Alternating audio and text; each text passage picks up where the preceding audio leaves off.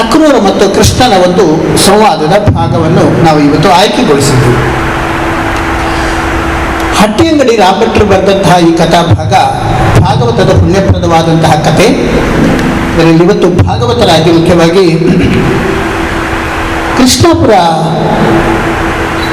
ಲಕ್ಷ್ಮೀನಾರಾಯಣ ಹೊಳ್ಳ ನಮ್ಮ ಜೊತೆ ಇದ್ದಾರೆ. ಇವರು ಭಾಗವತಿಕೆಯನ್ನು ಮಾಡಬಲ್ಲರು, ಹಾಗೆ ಚಂಡಮದ್ದಲೆಯಲ್ಲಿ ಕೂಡ ಅವರು ಸಿದ್ಧಹಸ್ತರು ಮತ್ತು ತಿಂಕುತಿಟ್ಟಿನ ವೇಷವನ್ನು ಕೂಡ ಮಾಡಬಲ್ಲರು. ಮಾತ್ರವಲ್ಲದೆ ಇನ್ನಿತರ ಮೇಳಗಳಂತ ನಮ್ಮ ಪಟ್ಲ ಸತೀಶ್ ಶೆಟ್ಟರ ಮೇಳ, ಪಾವಂಜೆ ಮೇಳಕ್ಕೆ ಅವಶ್ಯವಿದ್ದಾಗ ಅಲ್ಲಿ ಸೇರಿಕೊಳ್ಳುತ್ತಾರೆ. ಧರ್ಮಸ್ಥಳ ಮೇಳದಲ್ಲಿ ಸೇರಿಕೊಳ್ಳುತ್ತಾರೆ. ಇವತ್ತು ಪಟ್ಲದ ಭಾಗವತರ ಮಂಗಳೂರಲ್ಲಿ ಇವತ್ತು ವಾರ್ಷಿಕ ಅವರದು ಸಮಾವೇಶ ಇತ್ತು. ಅದಕ್ಕೂ ಅವರು ಬೆಳಗ್ಗಿನ ಹೊತ್ತಿನಲ್ಲಿ ಭಾಗವತಿಗೆ ಮಾಡಿ ನಡೆಸಿಕೊಂಡು ಬಂದವರು. ಲಕ್ಷ್ಮೀನಾರಾಯಣ ಹೊಳ್ಳ ಅವರಿಗೆ ನಮ್ಮೆಲ್ಲರ ಪರವಾಗಿ ನಾನು ಹಾರ್ದಿಕವಾದಂತಹ ಸ್ವಾಗತವನ್ನು ತಿಳಿಸ್ತೀನಿ. ಹಾಗೆ ನಮ್ಮ ತಂಡದಲ್ಲಿ ಇಬ್ಬರು ವಿದ್ಯಾರ್ಥಿಗಳು, ಚಂಡೆಯಲ್ಲಿ ಕುಮಾರಮಯ್ಯ, ಮೂಲತಃ ವರ್ಕಾಡಿ ಮಂಜೇಶ್ವರ ಸನಿಹದವರು, ಚಂಡಮದ್ದಲೆ ವಿದ್ಯಾರ್ಥಿಯಾಗಿ ಪ್ರಸ್ತುತ ಈಗ SSC ಶಾಲೆಯ ವಿದ್ಯಾಭ್ಯಾಸ ಮುಗಿದಷ್ಟೇ ಮುಂದಿನ ವರ್ಷದಲ್ಲಿ ಕಾಲೇಜು ಸೇರ್ಪಡೆಗೊಳ್ಳಲಿದ್ದಾರೆ. ನಮ್ಮ ತಂಡಕ್ಕೆ ಕಾಯಮಾಗಿ ತನ್ನಿಂದ ಆಗುವಂತಹ ಸೇವೆಯನ್ನು ಕೈಗೊಳ್ಳುವಂತಹ ಕುಮಾರಮಯ್ಯ, ಹಾಗೆ ಈ ಬದಿಯಲ್ಲಿ ಮದ್ದಲೆಯಲ್ಲಿ ಭವಿಷ್ಯ ಶೆಟ್ಟಿ ಪಂಜನಡಕ, ಅವರಿಬ್ಬರಿಗೂ ಕೂಡ ನಾನು ಹಾರ್ದಿಕವಾದಂತಹ ಸ್ವಾಗತವನ್ನು ಬಯಸ್ತೇನೆ. ನಾವು ಆಯ್ಕೆಗೊಳಿಸಿದ್ರಲ್ಲಿ ನಮಗೆ ಕೇವಲ ಎರಡು ಪಾತ್ರಗಳು ಬಹಳ ಮುಖ್ಯವಾಗಿ. ಅದರಲ್ಲಿ ಕೃಷ್ಣನ ಪಾತ್ರ. ಈ ಕೃಷ್ಣನ ಪಾತ್ರವನ್ನು ನಿರ್ವಹಿಸಲು ಅವಕಾಶ ಕೂಡ ಕಡಿಮೆ. ಅದರಲ್ಲಿ ಪಾತ್ರ ಭಾಗ ಇರುವಂಥದ್ದೇ 3-4 ಪದ್ಯ ಸೀಮಿತವಾದ್ದು. ಆ ಸೀಮಿತವಾದ 3-4 ಪದ್ಯದ ಅರ್ಥವನ್ನು ಬಹಳ ಸೊಗಸಾಗಿ ನಿರೂಪಿಸುವರು ಡಾಕ್ಟರ್ ಶಿವಕುಮಾರ್ ಅಳಗೋಡು. ಅವರು ದೂರದ ಬೈಂದೂರು ಕೊಲ್ಲೂರು ಸನಿಹದವರು. ಪ್ರಸ್ತುತ ಉಡುಪಿಯಲ್ಲಿ PPC ಕಾಲೇಜಲ್ಲಿ ಕನ್ನಡ ವಿಭಾಗದ ಮುಖ್ಯಸ್ಥರಾಗಿ, ಉಪನ್ಯಾಸಕರಾಗಿ ಅವರು ಪ್ರಸ್ತುತರಿದ್ದಾರೆ. ಯಕ್ಷಗಾನದ ಪ್ರಬಂಧವನ್ನು ಮಂಡಿಸಿ ಡಾಕ್ಟರೇಟ್ ಪದವಿಯನ್ನು ಪಡೆದವರು. ಮತ್ತು ಅವರದೇ ಒಂದು ತಂಡ ಎಲ್ಲ ಸಿದ್ಧಗೊಳಿಸಿದವರು, ಮತ್ತು ಪ್ರಸಂಗವನ್ನು ರಚನೆ ಮಾಡುವವರು. ಹೀಗೆ 365 ದಿವಸ ಕೂಡ ಕಲಾ ವಲಯದಲ್ಲಿ ಕರ್ತವ್ಯವನ್ನು ಮಾಡಿಕೊಂಡು ಅದರ ಬಗ್ಗೆನೇ ಚಿಂತಿಸುತ್ತಾ ಇರುವಂತಹ ಡಾಕ್ಟರ್ ಅಳಗೋಡು ಅವರಿಗೆ ಹಾರ್ದಿಕವಾದಂತಹ ಸ್ವಾಗತ. ಇವತ್ತು ಕೃಷ್ಣನ ಪಾತ್ರವನ್ನು ಅವರು ನಿರ್ವಹಿಸಲಿದ್ದಾರೆ. ಉಳಿದಂಥ ಒಂದೇ ಒಂದು ಪಾತ್ರದ ಅಕ್ರೂರನ ಪಾತ್ರದಲ್ಲಿ ನಾನು ನಿಮ್ಮ ಜೊತೆಗೆ ಸುಬ್ರಹ್ಮಣ್ಯ ಬಿ. ನಾನಿದ್ದೇನೆ. ಸುಮಾರು 2 ತಾಸು ಅವಧಿ ಸಾಗುವಂಥ ಈ ಪ್ರಸಂಗದಲ್ಲಿ ತಾವೆಲ್ಲರೂ ಕೊನೆಯ ತನಕ ನಮ್ಮ ಜೊತೆ ಇದ್ದು ಈ ಕಲಾ ಸೇವೆಯನ್ನು ದೇವರಿಗೆ ಅರ್ಪಿಸುವಲ್ಲಿ ತಾವೆಲ್ಲ ಕೈಜೋಡಿಸಬೇಕು, ದೇವರಿಗೆ ತಲೆ ತಗ್ಗಿಸಿ ದೇವರ ಅನುಗ್ರಹವನ್ನು ನಾವೆಲ್ಲ ಪಡೆಯೋಣ ಅನ್ನುವಂಥ ಆಶಯದೊಂದಿಗೆ ಪುಣ್ಯಪ್ರದವಾದಂಥ ಈ ಕಥಾಭಾಗಕ್ಕೆ ಆರಂಭವನ್ನು ಮಾಡುವುದಕ್ಕೆ ಭಾಗವತರಲ್ಲಿ ಅನುಮತಿಯನ್ನು ಕೊಡ್ತೇವೆ.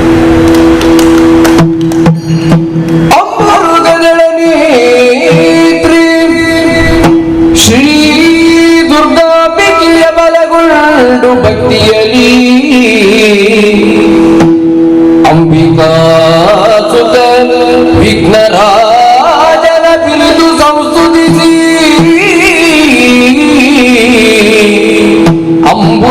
ಅಂಬುನಿಧಿಯಾತ್ಮಜಿಗೆ ಕೈ ಮುಗಿದು ಅಂಬುಜಾಸನವಾಣಿಯರ ಪಾದಾಮುಜಕ್ಕೆ ಪೊಡಮಡುತ್ತವರು ನಿಪನಿ ಕಥಾಮೃತವ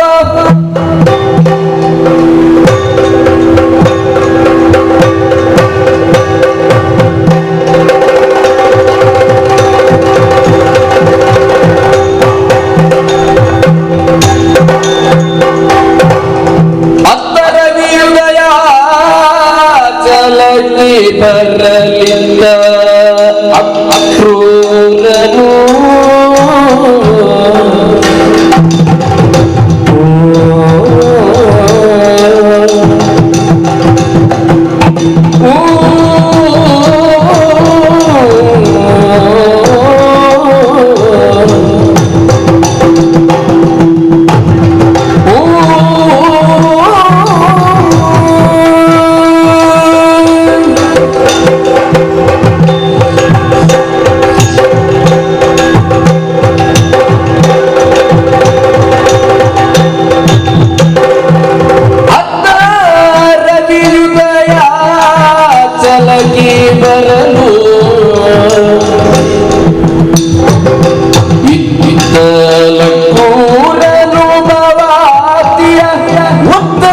ನಿಂದಿನುತ ರಥ ಕಡರುತ್ತ ಬರಲು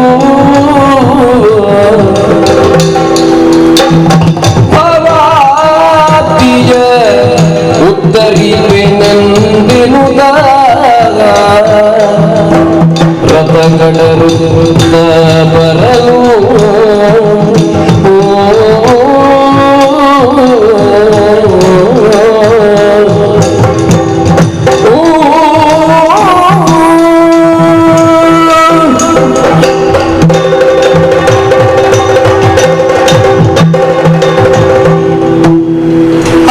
ಅಷ್ಟು ಪಕ್ಕ ಬೆಳಗಾಗಿ ಹೋಯಿತಲ್ಲ. ನನ್ನ ನಿರೀಕ್ಷೆ ಇದ್ದದ್ದು ಅದೇ, ನನಗೆ ಬೇಕಾದ್ದು ಅದೇ. ಯಾವಾಗ ಒಮ್ಮೆ ಬೆಳಗಾಗಲಿಲ್ಲ, ಯಾವಾಗ ಒಮ್ಮೆ ಬೆಳಕು ಹರಿಲಿಲ್ಲ, ಯಾವಾಗ ಒಮ್ಮೆ ಮನೆಯಿಂದ ಹೊರ ಹೋಗಲಿಲ್ಲ ಅನ್ನುವಂಥದ್ದು. ಆ ಕಾರಣದಿಂದಾಗಿ ನನಗೆ ನಿದ್ರೆಯೇ ಬರಲಿಲ್ಲ. ನಿನ್ನೆ ರಾತ್ರಿ ಮಲಗುದು ಅಂತ ಹೇಳುದು ಮಾತ್ರ, ಎದ್ದದ್ದು ಅಂತ ಹೇಳಿದ್ದು ಮಾತ್ರ. ಎದ್ದದ್ದು ಅಂತ ಹೇಳಿಕ್ಕೆ ಮಲಗಲೇ ಇಲ್ಲ. ಮಲಗದೇ ಇರುವುದಕ್ಕೆ ಕಾರಣ ನಿದ್ರೆಯೇ ಬರಲಿಲ್ಲ. ನಿದ್ರೆಯೇ ಬಾರದೇ ಇರುವುದಕ್ಕೆ ಕಾರಣ ಎರಡು ಇರ್ತದೆ. ಒಂದು ಅತ್ಯಂತವಾದಂಥ ಆನಂದ ಅದಲ್ಲ, ಮತ್ತೊಂದು ಅತ್ಯಂತವಾದಂಥ ಆತಂಕ. ಇವು ಎರಡು ಬೇರೆ ಬೇರೆ. ಹಾಗಂತ ಬೇರೆ ಬೇರೆ ಆದರೂ ಯಾವನಿಗೆ ಒಬ್ಬರಿಗೆ ಒಂದು ಆತಂಕ ಅಂತ ಉಂಟು, ಆತನಿಗೆ ನಿದ್ರೆ ಬರುವುದಿಲ್ಲ. ಅಯ್ಯೋ, ನಾಳೆ ಬೆಳಿಗ್ಗೆ ಒಂದು ಕರ್ತವ್ಯ ಉಂಟೆ, ನಾಳೆ ಇಂತಿಷ್ಟು ದೂರ ಹೋಗಬೇಕೆ, ಆ ಹೊಣೆಗಾರಿಕೆ ನನ್ನಲ್ಲಿ ಉಂಟೆ, ಅದಿಲ್ಲದೆ ನಾನಿಲ್ಲದೆ ಸಾಧ್ಯವಿಲ್ಲವೇ, ಅವರು ಕೇಳ್ತಾರೆ ಇವರು ಕೇಳ್ತಾರೆ, ನಾನು ಹೋಗಬೇಕು ನಾನು ಬರಬೇಕು ಅನ್ನೋಂಥ ಆತಂಕದಲ್ಲಿ ಆ ಹೊಣೆಗಾರಿಕೆಯಲ್ಲಿ ನಿದ್ರೆಯೇ ಬರುವುದಿಲ್ಲ. ಹಾಗಂತ ನನಗೆ ನಿದ್ರೆ ಬಾರದೇ ಇದ್ದದ್ದು ಆ ಕಾರಣಕ್ಕಾಗಿ ಅಲ್ಲ, ಯಾವುದೇ ಹೊಣೆಗಾರಿಕೆ ಉಂಟು ಅಂತ ಅಲ್ಲಿ ಅಲ್ಲ. ನನಗೆ ಆನಂದದಿಂದ ನಿದ್ರೆ ಬರಲಿಲ್ಲ. ನಾಳೆ ಹೋಗಬೇಕಲ್ಲ, ನಾಳೆ ಬೆಳಿಗ್ಗೆ ಹೋಗಬೇಕಲ್ಲ ಅಂತ ನಿನ್ನೆ ಸಾಯಂಕಾಲವೇ ನಾನು ಮನದಲ್ಲಿ ಆ ವಿಚಾರವನ್ನು ತುಂಬಿಕೊಂಡು ಮನೆಯೊಳಗೆ ಸೇರಿದವನು. ಬೆಳಗಾಗುವ ತನಕ ನನ್ನ ತಲೆಯಲ್ಲಿ ಇದ್ದದ್ದು ಅದೇ ಆ ಆನಂದ, ಆ ಉತ್ಸಾಹ, ಆ ಉಲ್ಲಾಸ, ಆ ಹುರುಪು, ಆ ಆಸಕ್ತಿ, ಆ ಕುತೂಹಲದಿಂದಲಾಗಿ ನನಗೆ ನಿದ್ರೆಯೇ ಬರಲಿಲ್ಲ. ಹಾಗಾದ್ರೆ ಯಾವ ಕುತೂಹಲ? ಭೂಪತಿ ನಿನ್ನೆ ಕರೆದು ಹೇಳಿದ, ಅಕ್ರೂರ ಈ ಕಡೆಗೆ ಬಾ. ಕಂಸಭೂಪನಲ್ಲಿ ತಲೆ ತಗ್ಗಿಸಿ ಬೆನ್ನು ಬಾಗಿಸಿ, ಯಾಕಂದ್ರೆ ನನಗೆ ಭೂಪತಿ, ನಾನು ಅವನ ಮಂತ್ರಿ, ಏನಾಗಬೇಕು ದೊರೆಗಳೇ ಅಪ್ಪಣೆ. ತಕ್ಷಣ ಕಂಸಭೂಪತಿ ಹೇಳಿದ್ದಷ್ಟೇ, ಅಕ್ರೂರ ನಿನ್ನಿಂದ ಒಂದು ಹೊಣೆಗಾರಿಕೆ ಆಗಿದೆ, ಒಂದು ಕರ್ತವ್ಯ ಇದೆ. ನಾಳೆ ಬೆಳಿಗ್ಗೆಯೇ ಇಲ್ಲಿಂದ ನೀನು ನಂದಗೋಕುಲದವರೆಗೆ ಹೋಗಬೇಕು. ಆದೀತು ಅಪ್ಪಣೆ. ಯಾಕೆ ಅಂತ ಕೇಳಿದ್ಯಾ? ಇಲ್ಲ ಹೇಳಿ. ನನ್ನ ಅಳಿಯಂದಿರಿಬ್ಬರಿದ್ದಾರೆ, ಅವರನ್ನು ನೀನು ನಾಳೆ ಕರ್ಕೊಂಡು ಬರಬೇಕು. ಅದು ಅಲ್ಲಿ ಸಿದ್ಧವಾಗಿದೆ ತೇರು. ಆ ತೇರಿನಲ್ಲಿ ನೀನು ಒಬ್ಬ ಈಗ ಹೋಗಬೇಕು. ಬರುತ್ತಾ ನನ್ನ ಅಳಿಯಂದಿರಂತ ರಾಮ ಕೃಷ್ಣ ಅವರಿಬ್ಬರನ್ನು ನೀನು ಈ ಮಧುರೆಗೆ ಕರ್ಕೊಂಡು ಬರಬೇಕು. ಕಂಸ ಅಕ್ರೂರ ಹೇಗೆ ಅಭಿಪ್ರಾಯ? ದೊರೆಗಳೇ, ನಿಮ್ಮ ಮಾತಿಗೆ ನಾನು ಎರಡು ಆಡುವವನಲ್ಲ. ಆದೀತು ಅಂತ ತಲೆ ತಗ್ಗಿಸಿದೆ. ಅಲ್ಲಿಂದ ಹೊರಟು ನೇರ ಮನೆ ಸೇರಿದೆ. ಮನೆ ಸೇರಿದವನೇ ಯೋಚನೆ ಮಾಡೋದು, ನನಗೂ ಕೃಷ್ಣನನ್ನು ನೋಡಬೇಕು ಅನ್ನುವಂಥ ಹಂಬಲ, ಆಶಯ, ಆಕಾಂಕ್ಷೆ ಬಲವಾಗಿತ್ತು. ಆದರೆ ಯಾವುದಕ್ಕೂ ಕಾಲ ಕೂಡಿ ಬರಬೇಕಲ್ವೇ? ಕಾಲ ಕೂಡಿ ಇವತ್ತು ಬಂತು ನೋಡಿ. ಇಲ್ಲದಿದ್ರೆ ಇಷ್ಟು ಮಂದಿ ಇದ್ದಾರೆ ಈ ಯಾದವರ ವಂಶದಲ್ಲಿ, ಯಾರನ್ನಾದರೂ ನೀನು ಅಲ್ಲೆಲ್ಲಿ ಹೋಗುದು, ನೀನು ಹೋಗಿ ಬಾ ಅಂತ ಹೇಳ್ಬೋದಿತ್ತಲ್ಲ ಕಂಸನಿಗೆ. ಹೇಳಿಲ್ಲ. ನನ್ನನ್ನೇ ಯಾಕೆ ಕರೆದಕ್ಕೆ ಹೇಳಿದ? ನನ್ನ ಭಾಗ್ಯ ಸ್ವಾಮಿ. ಇಲ್ಲದಿದ್ರೆ ಕಂಸನ ನಾಲಿಗೆಯಲ್ಲೇ ಕೂತು ಅಕ್ರೂರ ನಾಳೆ ಕೃಷ್ಣನಲ್ಲಿ ಹೋಗಿ ಬಾ ಅಂತ ಹೇಳಿದ್ನಲ್ಲ, ನನಗೆ ಅಷ್ಟು ಸಾಕು. ನನಗೆ ಬೇಕಾದ್ದು ಇದೆ. ಒಮ್ಮೆ ಕೃಷ್ಣಮೂರ್ತಿಯನ್ನು ಕಣ್ಣ ಮುಂದೆ ಕಣ್ಣಲ್ಲಿ ತುಂಬಿಸಿಕೊಂಡ ಹಾಗಾಗುತ್ತದಲ್ಲ, ನನಗೆ ಬೇಕಾದ್ದು ಅದು. ಈ ಕಾಲಕ್ಕೆ ಆ ದೇವರೇ ಕೃಷ್ಣನಾಗಿ ಅವತರಿಸಿದ್ದಾರೆ. ಅವನನ್ನೊಮ್ಮೆ ಕಣ್ಣು ತುಂಬಬೇಕು ಅನ್ನುವಂಥದ್ದು ಅದು ಆಸೆಯೇ ಇತ್ತು, ಅಭಿಲಾಷೆ ಇತ್ತು. ಹಾಗಾಗಿ ಆ ಪುಣ್ಯ ಕಾರ್ಯಕ್ಕಾಗಿ ಯೋಚಿಸುತ್ತಿರುವಾಗ, ಚಿಂತಿಸಿರುವಾಗ ಆನಂದದಿಂದ, ಸಂತೋಷದಿಂದ ನನಗೆ ಅರೆಗಳಿಗೆಯೂ ನಿದ್ರೆ ಬರಲಿಲ್ಲ. ಆದ್ದರಿಂದ ಕಂಸನ ಅನುಜ್ಞೆಯ ಹಾಗೆ ರಥ ಹೌದು ರಥ ಸಿದ್ಧ ಆಗಿದೆ. ರಥದಲ್ಲಿ ಏರಿಕೊಂಡು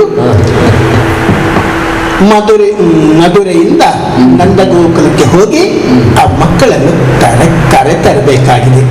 ಹಾಗಂತ ನೇರ ಹೋಗಿ ರಥದಲ್ಲಿ ಕೂತ್ಕೊಳ್ಳುವುದೇ? ಹಾಗಾಗುವುದಿಲ್ಲ. ನಾವು ಹೋಗುವ ಒಂದು ವಾಹನ ಅಲ್ವೇ ಇದು? ನಮ್ಮನ್ನು ಈ ಕಡೆಯಿಂದ ಆ ಕಡೆಗೆ ಸಾಗಿಸುವಂತಹ ಒಂದು ವಾಹನಕ್ಕೆ ಅದು ಜಡವಾಗಿರ್ಬೋದು, ಆದರೆ ಅದರಲ್ಲಿ ದೇವ ಇದ್ದಾನೆ ಅನ್ನುವಂಥ ಕಲ್ಪನೆ ನಮ್ಮಲ್ಲಿ, ಆ ಭಾವನೆ ನಮ್ಮಲ್ಲಿ ಇರಬೇಕು. ಆದ್ರಿಂದ ಆ ತೇರಿಗೆ ನಾ ಮೊದಲಾಗಿ ವಂದಿಸಿದ್ದೇನೆ. ಹಾಗೆ 3 ಪ್ರದಕ್ಷಿಣೆಯನ್ನು ಬಂದುದಾಯಿತು. ತೇರ ಮೇಲೆ ಕುಳಿತಾಯಿತು. ಕುಳಿತು ನೇರ ಹೋಗುವುದೇ? ತೇರ ಮೇಲೆ ಕುಳಿತಾಗಲು ಭಗವನ್ ನಾಮಸ್ಮರಣೆ ಬೇಕು.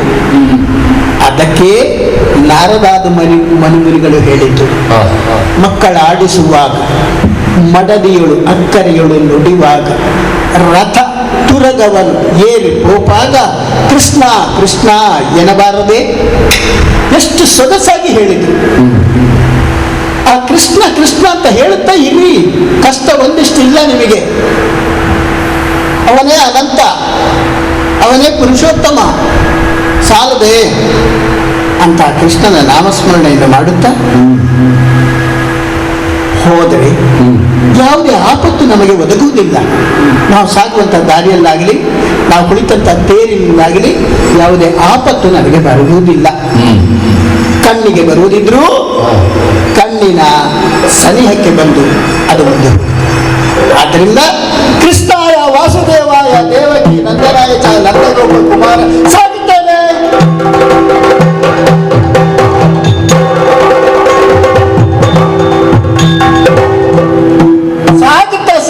ಸಾಗುತ್ತಾ ನಾನು ಮಧುರೆಯಿಂದ ಬಂದು ಬಹಳ ದೂರ ಕ್ರಮಿಸಿ ಬಂದಾಯ್ತಲ್ಲ.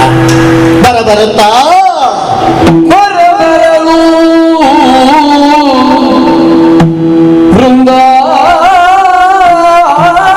ವೃಂದಾವನದಿ,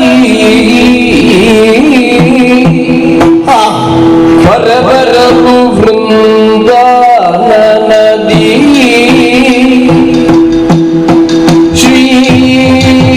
ಹರಿಯ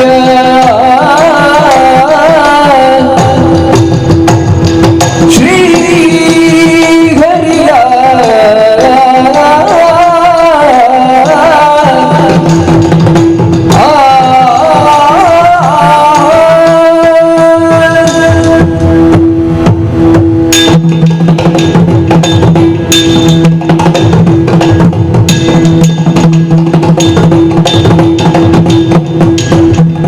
ಬರಬರಲು ವೃಂದಾವನದಿ, ಶ್ರೀ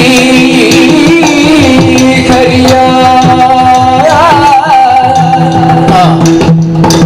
ಹೆಜ್ಜೆಯ ಕಂಡು,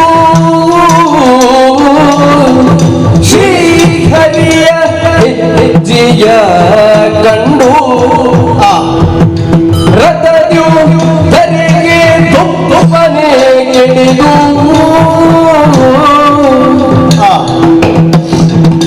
ರಥದ್ಯು ಧರೆಗೆ ತುಪ್ಪನೆ ಕೆಡಿದು ಕುಡಿಯುಳು ಹೊರಡುತ್ತಿದ್ದ ಶ್ರೀಗರಿ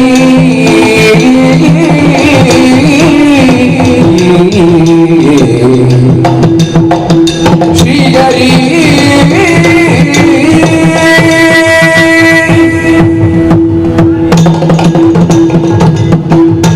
ಕೃಷ್ಣಾಯ ವಾಸುದೇವಾಯ ದೇವಕಿ ನಂದನಾಯ ಚ ನಂದಗೋಪ ಕುಮಾರಾಯ ಗೋವಿಂದ ಗೋವಿಂದ ಹೇಳುತ್ತಾ ಬಹುದೂರ ಸಾಗಿ ಬಂದಾಯಿತು.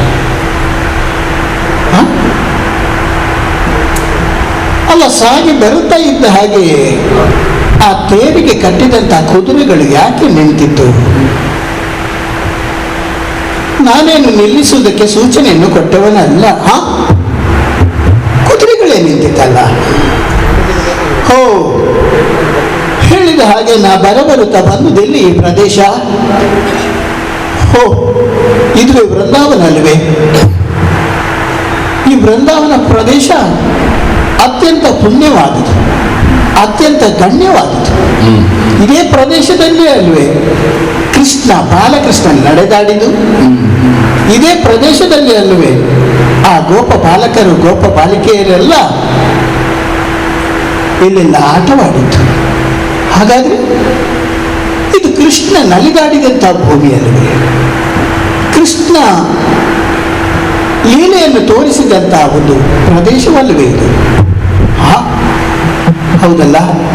ಇಂತಹ ಪುಣ್ಯಪ್ರದವಾದಂತಹ, ಇಂಥ ಇಷ್ಟು ಶ್ರೇಷ್ಠವಾದಂತಹ ಗಣ್ಯವಾದಂತಹ ಈ ಪ್ರದೇಶಕ್ಕೆ ನನಗೆ ಅರಿವಿಲ್ಲದ ಹಾಗೆ ಆ ಕುದುರೆಗಳು ನಿಂತು ಬಿಟ್ಟಿತು. ಕುದುರೆಗಳು ನಿಂತದ್ರಿಂದ ನನ್ನ ರಥವು ನಿಂತಿತು. ಬಾಲಕೃಷ್ಣನೇ ನನಗೆ ನನ್ನ ಮುಂಭಾಗದಲ್ಲಿ ಕಾಣುತ್ತಾ ಇದ್ದಾನಲ್ಲ, ಆ ದೃಶ್ಯವೇ ನನಗೆ ಕಾಣುತ್ತಾ ಉಂಟಲ್ಲ. ಇಲ್ಲಿ ಕೆಳಗೆ ಬಾಲಕೃಷ್ಣನ ಹೆಜ್ಜೆಗಳನ್ನು ಕಂಡಾಗ ನಾನು ರಥದ ಮೇಲೆ ಇರುವುದಲ್ಲ, ರಥದಿಂದ ಕೆಳಗೆ ಇಳಿದಿದ್ದೆ. ಕೆಳಗೆ ಇಳಿದು ಇಷ್ಟು ಪುಟ್ಟ ಪುಟ್ಟ ಹೆಜ್ಜೆಗಳ ಆಕೃತಿ ಕಾಣುತ್ತಾ ಉಂಟು. ಇದು ಕೃಷ್ಣ ನಡೆದಾಡಿದ ಹೆಜ್ಜೆ ಅಲ್ವೇ? ಕೃಷ್ಣನ ಪಾದವಲ್ವೇ ಇದು? ಕೃಷ್ಣನ ಪಾದ ಅಂದ್ರೆ ಏನು?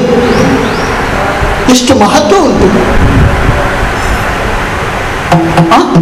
ಎಷ್ಟು ಮೌಲ್ಯ ಉಂಟು ಆ ಪಾದಕ್ಕೆ.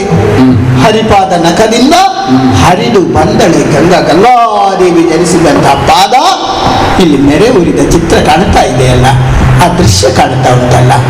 ಮಾತ್ರವೇ ಅಲ್ಲ, ಕಳೆದ ಯುಗದಲ್ಲಿ ಶಿಲೆಯನ್ನು ಮೆಟ್ಟಿದಂತಹ ಪಾದವಲ್ಲವೇ ಇದು? ಸಾಲದು.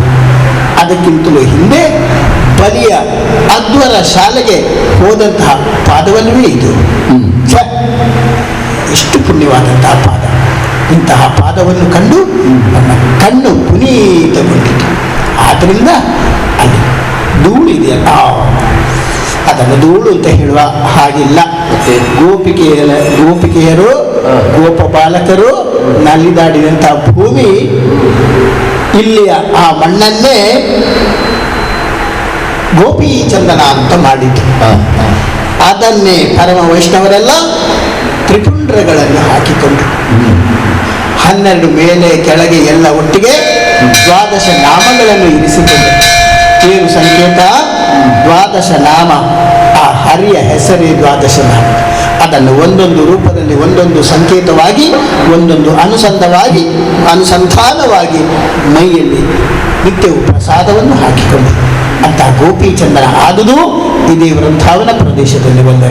ಆದ್ರಿಂದ ಇಂತಹ ಮಣ್ಣಲ್ಲಿ ನಾನು ಹೊರಳಾಡಿಕೊಂಡೆ. ಕೃಷ್ಣ ಕೃಷ್ಣ ಕೃಷ್ಣ. ಆ ಕಂಸ ಭೂಪ ಕೆಟ್ಟವನಾದರೂ ನನ್ನ ಪಾಲಿಗೆ ಒಳ್ಳೆಯನಾದ.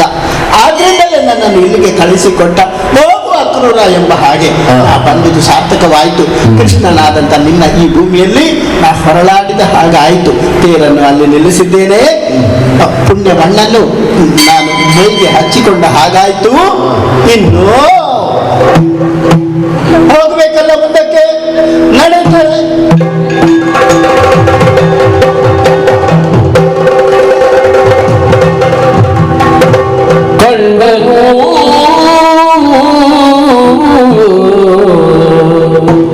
ಶ್ರೀಲೋಲ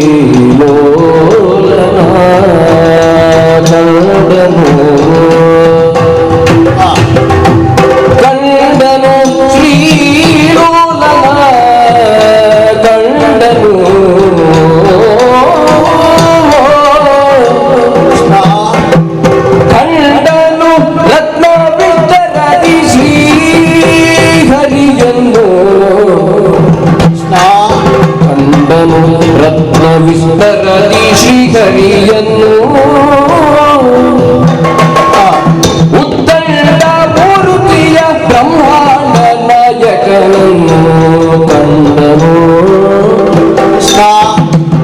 ಉತ್ತಂಡ ಮೂರ್ತಿಯ ಬ್ರಹ್ಮಾಂಡ ನಾಯಕನನ್ನು ಕಂಡನು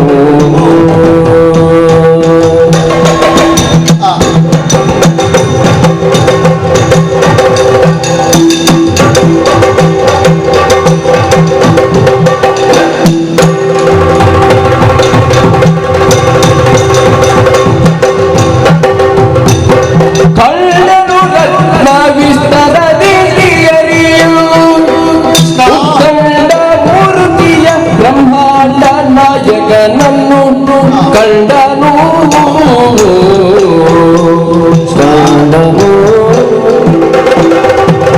ಕಂಡನು ಶ್ರೀಲೋಲನಾಗ ಕಂಡನು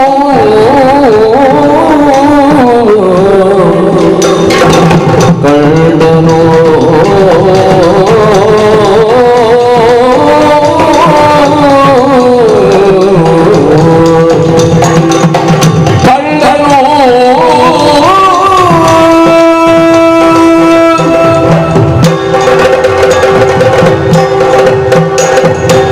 ವೃಂದಾವನದಲ್ಲಿ ರಥದಲ್ಲಿ ಸಾಗುತ್ತಾ ಸಾಗುತ್ತಾ ಸಾಗುತ್ತಾ ನಾ ಬಂದ್ರೆ ಗೋಕುಲ, ನಾನು ಎಲ್ಲಿ ಬರಬೇಕು ಅಲ್ಲಿ ಬಂದ ಆಯ್ತಲ್ಲ. ಎಷ್ಟು ಶೀಘ್ರವಾಗಿ ರಥ ಓಡುತ್ತಾ ಓಡುತ್ತಾ ಬಂತಲ್ಲ. ಹಾಗಾದ್ರೆ ಪುಣ್ಯವಾದಂತಹ ಪ್ರದೇಶ. ಅಲ್ಲಿ ಕೂತಿದ್ದು ಆ ಕೃಷ್ಣ ಮೂರ್ತಿಯನ್ನೇ ನಾನು ಕಾಣ್ತಾ ಇದ್ದೇನಲ್ಲ, ಆ ಬಾಲ ಕೃಷ್ಣ ಮೂರ್ತಿ. ನನ್ನ ಪಾಪ ಎಲ್ಲ ಪರಿಹಾರವಾಯಿತು. ಅನ್ಯಕ್ಷೇತ್ರೇ ಕೃತಂ ಪಾಪಂ ಪುಣ್ಯಕ್ಷೇತ್ರೇ ವಿನಶ್ಯತೆ. ಅತ್ಯಂತ ಪುಣ್ಯವಾದ ಕ್ಷೇತ್ರವಲ್ವೇ ಇದು? ನಾನು ಮಾಡಿದಂತಹ ಪಾಪ ಅದೆಲ್ಲ ಪರಿಹಾರ ಆಯಿತು ಅಂತ ನನ್ನ ಒಂದು ಭಾವನೆ, ನನ್ನ ಒಂದು ಆಶಯ, ನನ್ನ ಒಂದು ಹಂಬಲ, ನನ್ನ ಒಂದು ಅನುಸಂಧಾನ. ಆ ಕೃಷ್ಣನನ್ನ ಕಣ್ಣು ತುಂಬ ನೋಡ್ತಾ ಇದ್ದೇನೆ. ಆಹಾ ಆಹಾ, ಬಾಲಕ ಬಾಲಕ ಕೃಷ್ಣ. ಓ, ಹೇಗೆ ಕಾಣ್ತಾ ಉಂಟು ಆತನ ಶರೀರ. ಚಾರು ವರ ಶರೀರ. ಚಾರು ಅಂದರೆ ಶ್ರೇಷ್ಠವಾದ್ದು ಅಂತರ್ಥ. ನಮ್ಮ ಮನುಷ್ಯರ ಶರೀರದ ಹಾಗೆ ಅಲ್ಲ. ನಮ್ಮ ಶರೀರ ಹೇಗೆ ಒಂದು ದಿವಸ ಬರುವುದು, ಮತ್ತೊಂದು ದಿವಸ ಇರುವುದು, ಮೂರನೇ ದಿವಸ ಹೋಗುವುದು, ಬರುವುದು, ಇರುವುದು, ಹೋಗುವುದು. ಅಂಥ ಶರೀರವಲ್ವೇ ನಮ್ಮದು? ನಮ್ಮದು ಅಗ್ನಿಯಲ್ಲಿ ಬಿದ್ದು ಸುಟ್ಟು ಹೋಗುವ ಶರೀರ. ಆದರೆ ಈ ಪುಟ್ಟ ಬಾಲಕ ಕೃಷ್ಣನ ಶರೀರ ಹಾಗಲ್ಲ. ಚಾರು ಶರೀರ, ಚಾರು ವರ ಶರೀರ, ಶ್ರೇಷ್ಠವಾದಂತಹ ಶರೀರ. ಆಮೇಲೆ ಕರುಣಾ ವಾರಿಧಿ. ಸಮುದ್ರ ಗಂಭೀರ, ಕರುಣಾ ವಾರಿಧಿ. ಸಮುದ್ರ ಹಾಗೆ ಕರುಣಾ ಸಾಗರ ಅವರು. ಮಾತ್ರವೇ ಅಲ್ಲ, ವಾರಿಜಾಸನ ವಂದ್ಯ. ಬ್ರಹ್ಮದೇವರೆಲ್ಲ, ಮುಕ್ಕೋಟಿ ಮೂರ್ತಿ ದೇವತೆಗಳೆಲ್ಲ ಪಾದವನ್ನು ಹಿಡಿದು ವಂದಿಸುವುದಲ್ವೇ? ವಾರಿಜಾಸನ ವಂದ್ಯ. ಅಖಿಲಾಂಡ ಕೋಟಿ ಬ್ರಹ್ಮಾಂಡ ನಾಯಕನಾದಂತಹ ಮೂರ್ತಿಯನ್ನು ಕಾಣುವಾಗ ಕೃಷ್ಣ ಕೃಷ್ಣ ಕೃಷ್ಣ ಕೃಷ್ಣ ಕೃಷ್ಣ, ಇಂಥ ಸೌಂದರ್ಯವನ್ನ, ಇಂಥ ಸೊಗಸನ್ನು ಬೇರೆ ಯಾವ ದೇವರಲ್ಲಿ ಕಾಣಲಿಕ್ಕಾಗುತ್ತದೆ? ಈ ಪರಿಯ ಸೊಬಗನ್ನು ಯಾವ ದೇವರಲ್ಲಿ ದೇವತ್ವದಲ್ಲಿ ನೋಡಲು ದಿವ್ಯಜಲ ಒಡೆಯ, ಪಾವನತ್ವದಲ್ಲಿ ನೋಡಲು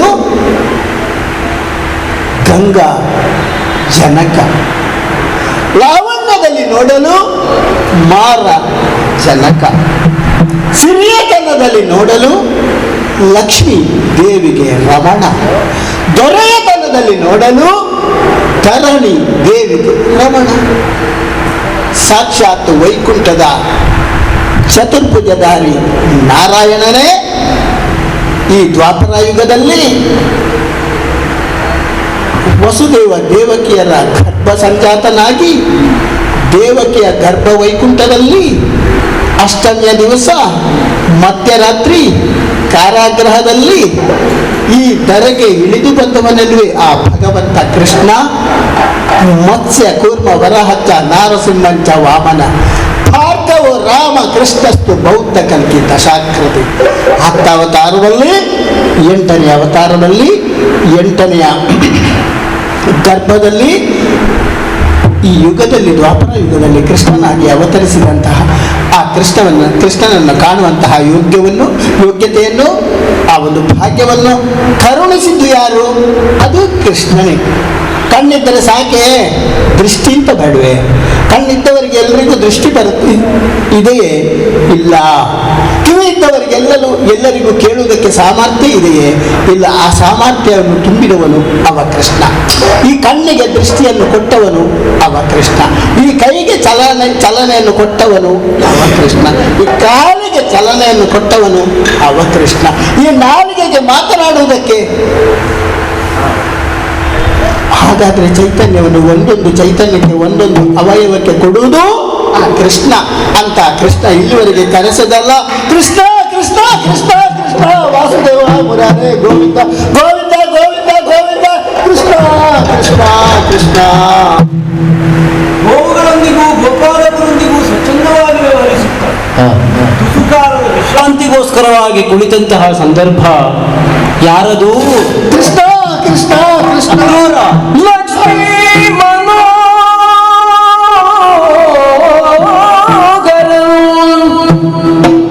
ಅಕ್ರೂರನನು ಕಾಣುಗ. ಅಕ್ರೂರನನು ಕಾಣುಗ.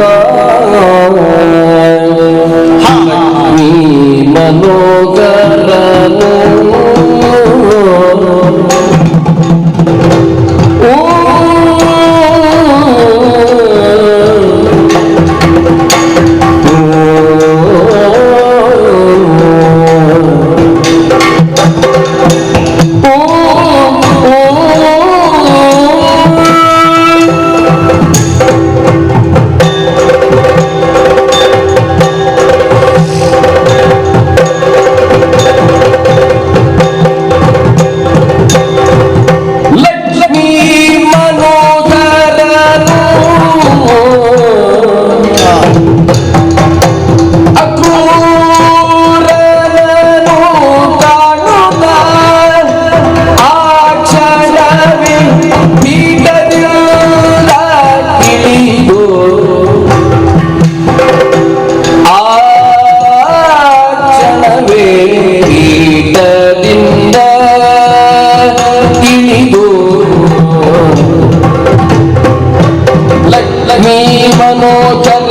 ಅಕ್ರೂರನನ್ನು ಕಾಣು ಭಾಕ್ಷಣವೇ ಪೀಠವಿಳಿದು ಸುಕ್ಷೇಮವೇ ಮಾನವೇ ಸುಕ್ಷೇಮವೇ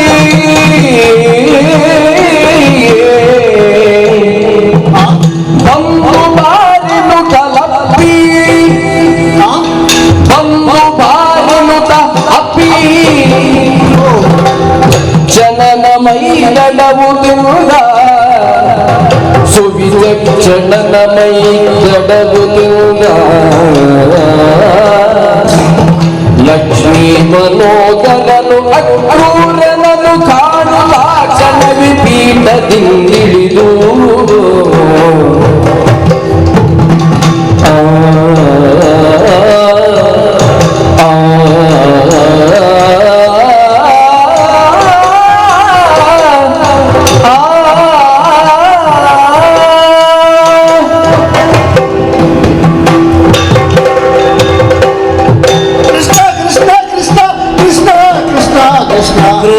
ಕೃಷ್ಣ ನಂದಗೋಕುಲದ ಪುಣ್ಯಭೂಮಿಯ ಕಡೆಗೆ ಐತರುವ ವ್ಯಕ್ತಿಯನ್ನು ದೂರದಿಂದಲೇ ಕಂಡವ ನಾನು. ಹೌದೇ?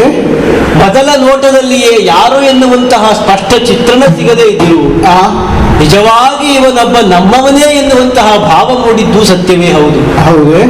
ನಮಗೆ ಅತ್ಯಂತ ಆಪ್ತನಾಗಬೇಕಾದ ನಮ್ಮ ಕುಲವನ್ನೇ ಆಶಿಸಿ ಕುಲದ ಹಿತವನ್ನೇ ಅಪೇಕ್ಷಿಸಿ ಬರುವಂತಹ ಒಬ್ಬ ಕುಲವೃದ್ಧ ಇದು ಆ ಕ್ಷಣಕ್ಕೆ ನನ್ನ ಮನಸ್ಸಿನಲ್ಲಿ ಮೂಡಿದ ಭಾವ. ಹೌದೇ? ಹಾಗೆ ನೋಡುತ್ತಾ ನಿಂತದ್ದು. ಹಾ. ಯಾರಿರಬಹುದು ಎನ್ನುವ ಹಾಗೆ. ಯಾವಾಗಲೂ ಸಂಬಂಧ ಬೆಳೆಯುವುದು ಹೇಗೆ ಅಂತ ಕೇಳಿದ್ರೆ ಬಳಸಿದಾಗಲೇ ಅಲ್ಲವೇ? ಹೇಗೆ ಕೃಷ್ಣ? ಬಳಸದೇ ಇದ್ದರೆ ಬಾವಿಯ ನೀರು ಹಾಳಾಗುವ ಹಾಗೆ ಹಾ. ಸಂಬಂಧವೂ ಕೂಡ ಬಳಸದೇ ಇದ್ರೆ ಹಾಳಾಗಿ ಹೋಗುತ್ತದೆ. ಓ, ಹಾಗಂತ ಯಾವಾಗಲೂ ನೋಡುವಂತಹ ಚಿರಪರಿಚಿತವಾದ ಮುಖವೋ ಇದು ಅಂತ ನೋಡಿದ್ರೆ ಯಾವಾಗಲೂ ನೋಡುವ ಮುಖ ಅಲ್ಲ. ಹಾಗಂತ ಅನಪೇಕ್ಷಿತವಾದ ಮುಖವೂ ಅಲ್ಲ. ಅದೇ ಒಂದು ಅಪ್ಯಾಯಮಾನವಾದ ಭಾವದಿಂದ ನಿರೀಕ್ಷಿಸುತ್ತಾ ನನ್ನ ಕುತ್ತಿಗೆಯನ್ನು ಮಾರುದ್ದಕ್ಕೆ ನೀಡಿ ನಿನ್ನ ಪ್ರತೀಕ್ಷೆಯಲ್ಲಿಯೇ ನಾನಿದ್ದದ್ದು ಸತ್ಯ. ಹೌದೇ? ನೋಡಿದರೆ ಅಕ್ರೂರ.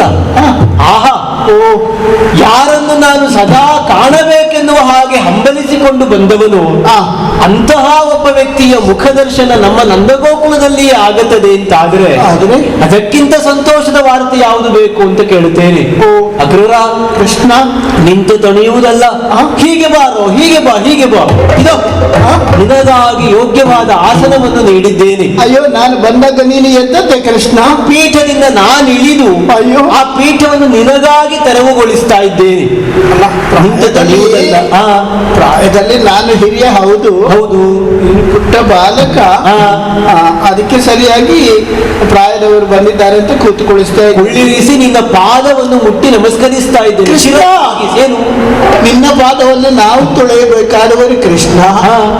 ನನ್ನ ಪಾದವನ್ನು ನೀ ತೊಳಿತಾ ಇದ್ದೀಯ. ನನ್ನ ಶಿರವನ್ನು ನಿನ್ನ ಚರಣಕ್ಕೆ ತಾಗಿಸಿದ್ದೇನೆ. ಅಯ್ಯೋ ಕೃಷ್ಣ, ಏನಿದು ಕೃಷ್ಣ ನಿನ್ನ? ಯಾಕೆ ಅಕ್ರೂರ?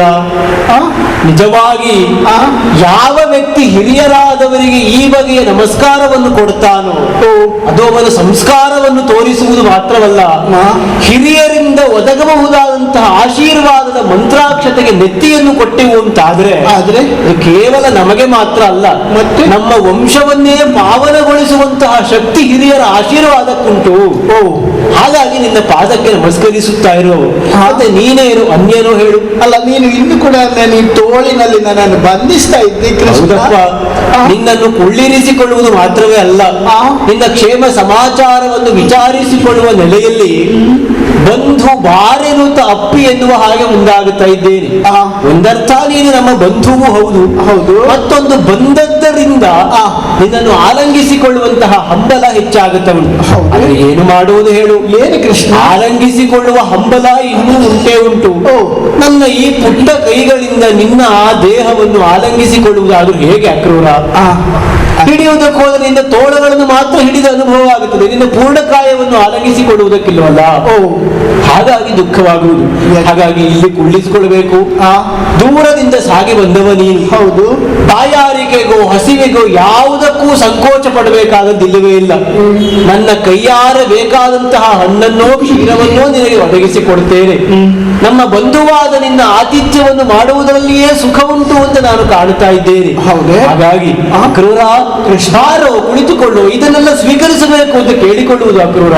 ಆಮೇಲೆ ಅಷ್ಟು ಮಾತ್ರ ಅಲ್ಲ, ಮತ್ತೆ ಉಪಚಾರ ಎಲ್ಲ ಮಾಡಿದ ಮೇಲೆ ಆಮೇಲೆ ವಿಶೇಷವಾಗಿ ಮನಸ್ಸಿನಲ್ಲಿ ಒಂದು ಬಯಕೆ ಉಂಟಾಗುತ್ತಾ ಉಂಟು. ನಿನಗೆ ನೀನು ನಂದಗೋಕುಲಕ್ಕೆ ಬಂದದ್ದು ಮಥುರಾ ನಗರದಿಂದ ಅಲ್ಲವೇನು?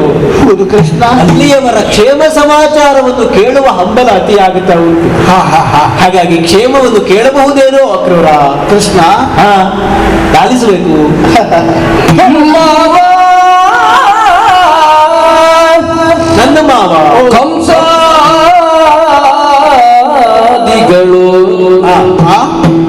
ಮಾತೆ ದೇವಕಿಯೂ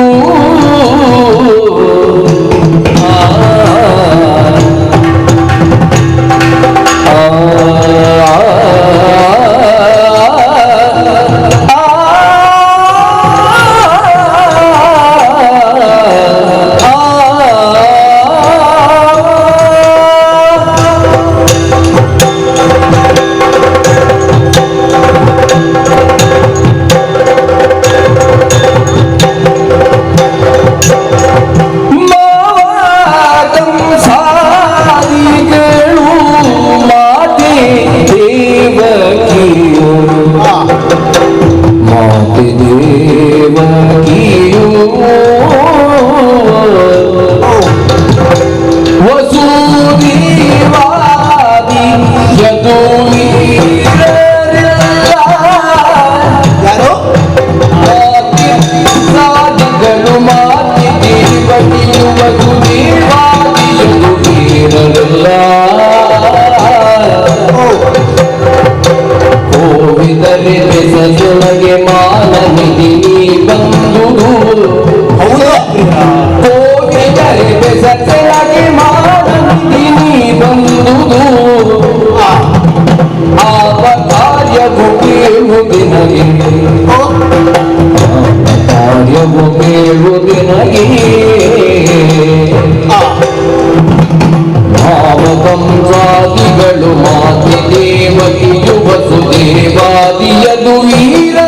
ಇಲ್ಲ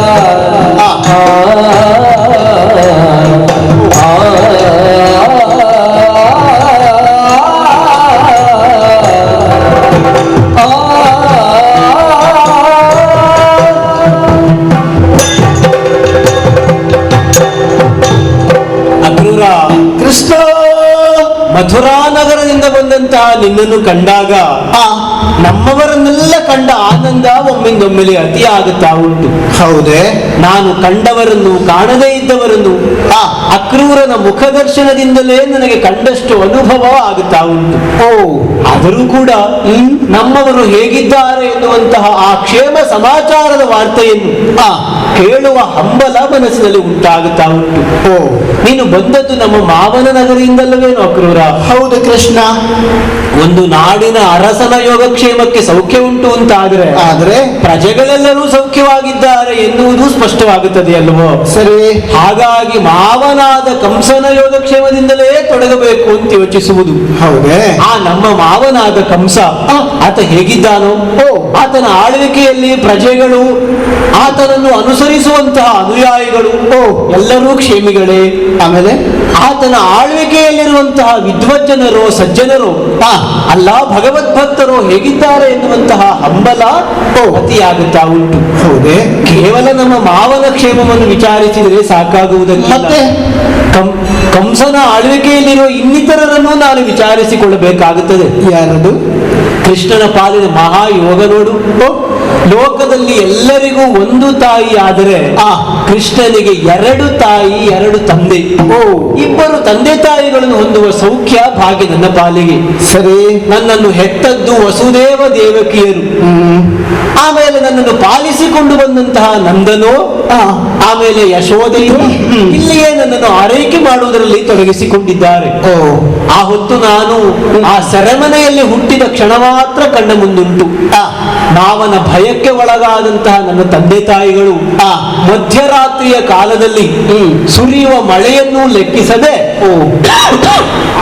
ಸೆರೆಮನೆಯ ಬಾಗಿಲನ್ನು ತೆರೆದು ನನ್ನನ್ನು ಹೊತ್ತುಕೊಂಡು ಬಂದವ ನನ್ನ ತಂದೆಯಾದಂತಹ ವಸುದೇವ. ಹೌದು. ಆಮೇಲೆ ನನ್ನ ತಂದೆ ತಾಯಿಗಳನ್ನು ಕಾಣುವಂತಹ ಹಂಬಲಾತಿಯಾದ ಕಾಣುವುದಕ್ಕೆ ಯೋಗ ಭಾಗ್ಯ ಕೂಡಿ ಬಂದದ್ದಿಲ್ಲ. ಸರಿ. ಹಾಗಾಗಿ ಈಗ ಕೇಳುವುದು ಅಕ್ರೂರ, ಏನದು? ನನ್ನ ತಂದೆಯಾದ ವಸುದೇವ ಹೇಗಿದ್ದಾನೆ?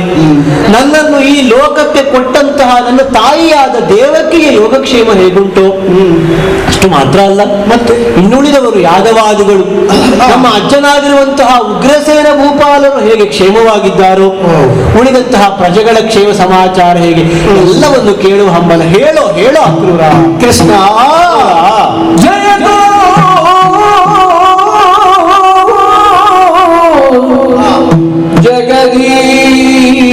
ಜಗದೀಶ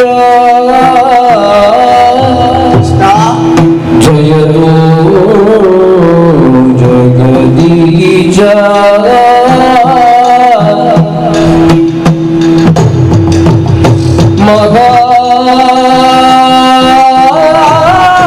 ಮಹಾದೇವ ಜಗದೀಶ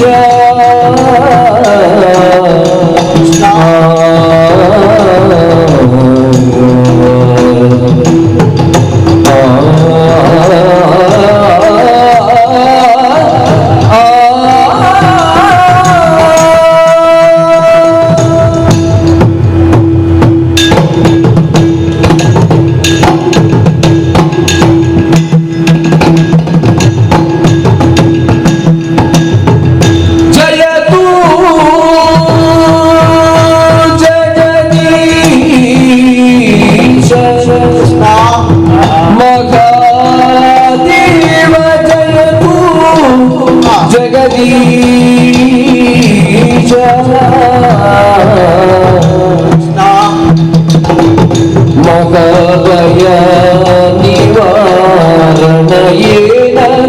ಅರಿಯದವರ ತೆರಕೆ ಮೀದಿವ ಏನ ಅರಿಯದವರ ತೆರಕೆ ಮೀದಿವ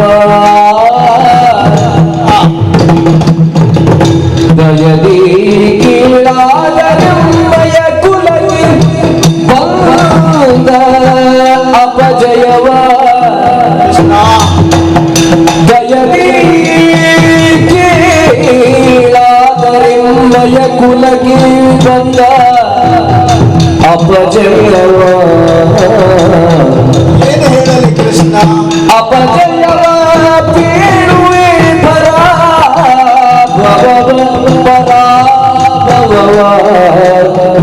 ಜಯತು ಜಗದೀಶ ದೇವ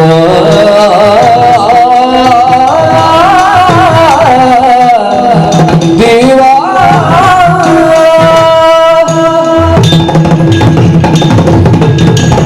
ಕೃಷ್ಣ, ಅಕ್ರೂರ, ಈಗ ಸ್ವಲ್ಪ ನನಗೆ ಧೈರ್ಯ ಗಟ್ಟಿ ಆಯಿತು ಕೃಷ್ಣ. ಯಾಕೋ ಹಾಗೆ?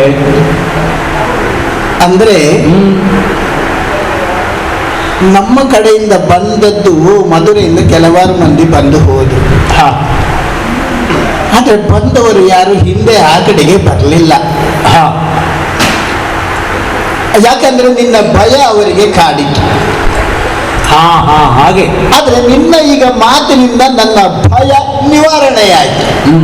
ಆದ್ರಿಂದ ಭಯಕೃತ ಹಾ ಭಯ ನಾಶನಃ ಅಂತ ನಾ ತಿಳ್ಕೊಂಡೆ ಕೃಷ್ಣ. ಆದ್ರಿಂದ ಭಯ ಇಲ್ಲದೆ, ಹಾ. ಯಾವುದೇ ಆತಂಕ ಇಲ್ಲದೆ, ಹಾ. ಉದ್ವೇಗ ಇಲ್ಲದೆ ಹಾ. ನಾ ಮಾತನಾಡಬಹುದು ಅನ್ನುವಂತ ಒಂದು ಸಂಕಲ್ಪ ಮಾಡಿಕೊಂಡೆ. ಆ ತೀರ್ಮಾನಕ್ಕೆ ನಾ ಬಂದೆ. ನಿನ್ನ ಮೊಮ್ಮಗನ ಹಾಗಿರುವ ನನ್ನ ಸಮ್ಮುಖದಲ್ಲಿ ಭಯ ಯಾಕೋ ಅಕ್ರೂರ?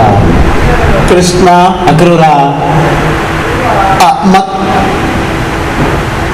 ಮತ್ತು ಒಂದು ನೀ ಕೇಳಿದೆಯಲ್ಲ, ಹಾ ನೀ ತಿಳಿದು ಕೇಳುತ್ತೀಯಾ ತಿಳಿಯದೆ ಕೇಳುತ್ತೀಯೋ ನನಗೆ ಗೊತ್ತಾಗೋದು. ಯಾವುದು ಅಕ್ರೂರ? ನನ್ನ ಅಪ್ಪ ಅಮ್ಮ ಹೇಗಿದ್ದಾರೆ? ಹಾ, ದೇವಕಿ ದೇವಿ ಹೇಗಿದ್ದಾರೆ? ಮಾವ ಹೇಗಿದ್ದಾರೆ? ಮಾವ ಹೇಗಿದ್ದಾರೆ? ಹಾ. ಅಪ್ಪಯ್ಯ ವಸುದೇವ ಹೇಗಿದ್ದಾರೆ? ಅಜ್ಜಯ್ಯ ಹೇಗಿದ್ದಾರೆ? ಅಜ್ಜಯ್ಯ ಹೇಗಿದ್ದಾರೆ? ಹಾ. ಎಲ್ಲ ಮೇಲಿಂದ ಮೇಲೆ ನನ್ನಲ್ಲಿ ಪ್ರಶ್ನೆ ಮಾಡುತ್ತಾ ಇದ್ದಿ. ಹಾ. ನಾ ಉತ್ತರಿಸಬೇಕು ಅಂತ ಹೇಳುವುದೇ? ಹಾ. ಅಲ್ಲ, ನೀ ತಿಳಿದು ಕೇಳುವುದೇ? ಹಾ. ತಿಳಿಯದೆ ಕೇಳುವುದೇ? ನೀ ತಿಳಿದು ಕೇಳುವುದೇ ತಿಳಿಯದೆ ಕೇಳುವುದೇ ನನಗೊಂದು ಅರ್ಥ ಆಗುವುದಿಲ್ಲ ಕೃಷ್ಣ. ನಂದಗೋಕುಲದಲ್ಲಿ ಇರುವ ನಾನು ಹೇಗೆ ತಿಳಿಯುವುದು ಅಕ್ರೂರ? ಅಂದ್ರೆ ಹಾ. ಈಗ ನೀನು ಬಾಲಕ ಹೌದಾಗಿದ್ರು ಕೂಡ ಹಾ. ನನ್ನ ಒಳ ಅಂತರ್ಯ ಹೇಳ್ತದೆ, ನೀನು ಕೇವಲ ಬಾಲಕನಲ್ಲ, ನೀನು ಸರ್ವಜ್ಞನಿದ್ದಿ, ಎಲ್ಲವೂ ನಿನಗೆ ತಿಳಿದೇ ಇದೆ. ನೀನು ಇಲ್ಲಿದ್ರು ಹಾ. ಎಲ್ಲಿ ಏನಾಗ್ತದೆ, ಎಲ್ಲಿ ಯಾರು ಮಾತಾಡ್ತಾರೆ ಅನ್ನುವಂಥದ್ದು ನಿನಗೆ ಎಲ್ಲವೂ ವೇದ್ಯ ಅಂತ ನಾ ತಿಳ್ಕೊಂಡವನು ಕೃಷ್ಣ. ಆದ್ರೆ ಲೋಕದಲ್ಲಿ ಒಂದು ರೂಢಿ ಉಂಟು, ಹೇಗೆ? ಮಾತಲ್ಲಿ ಹೇಳ್ತಾರೆ, ಏನು?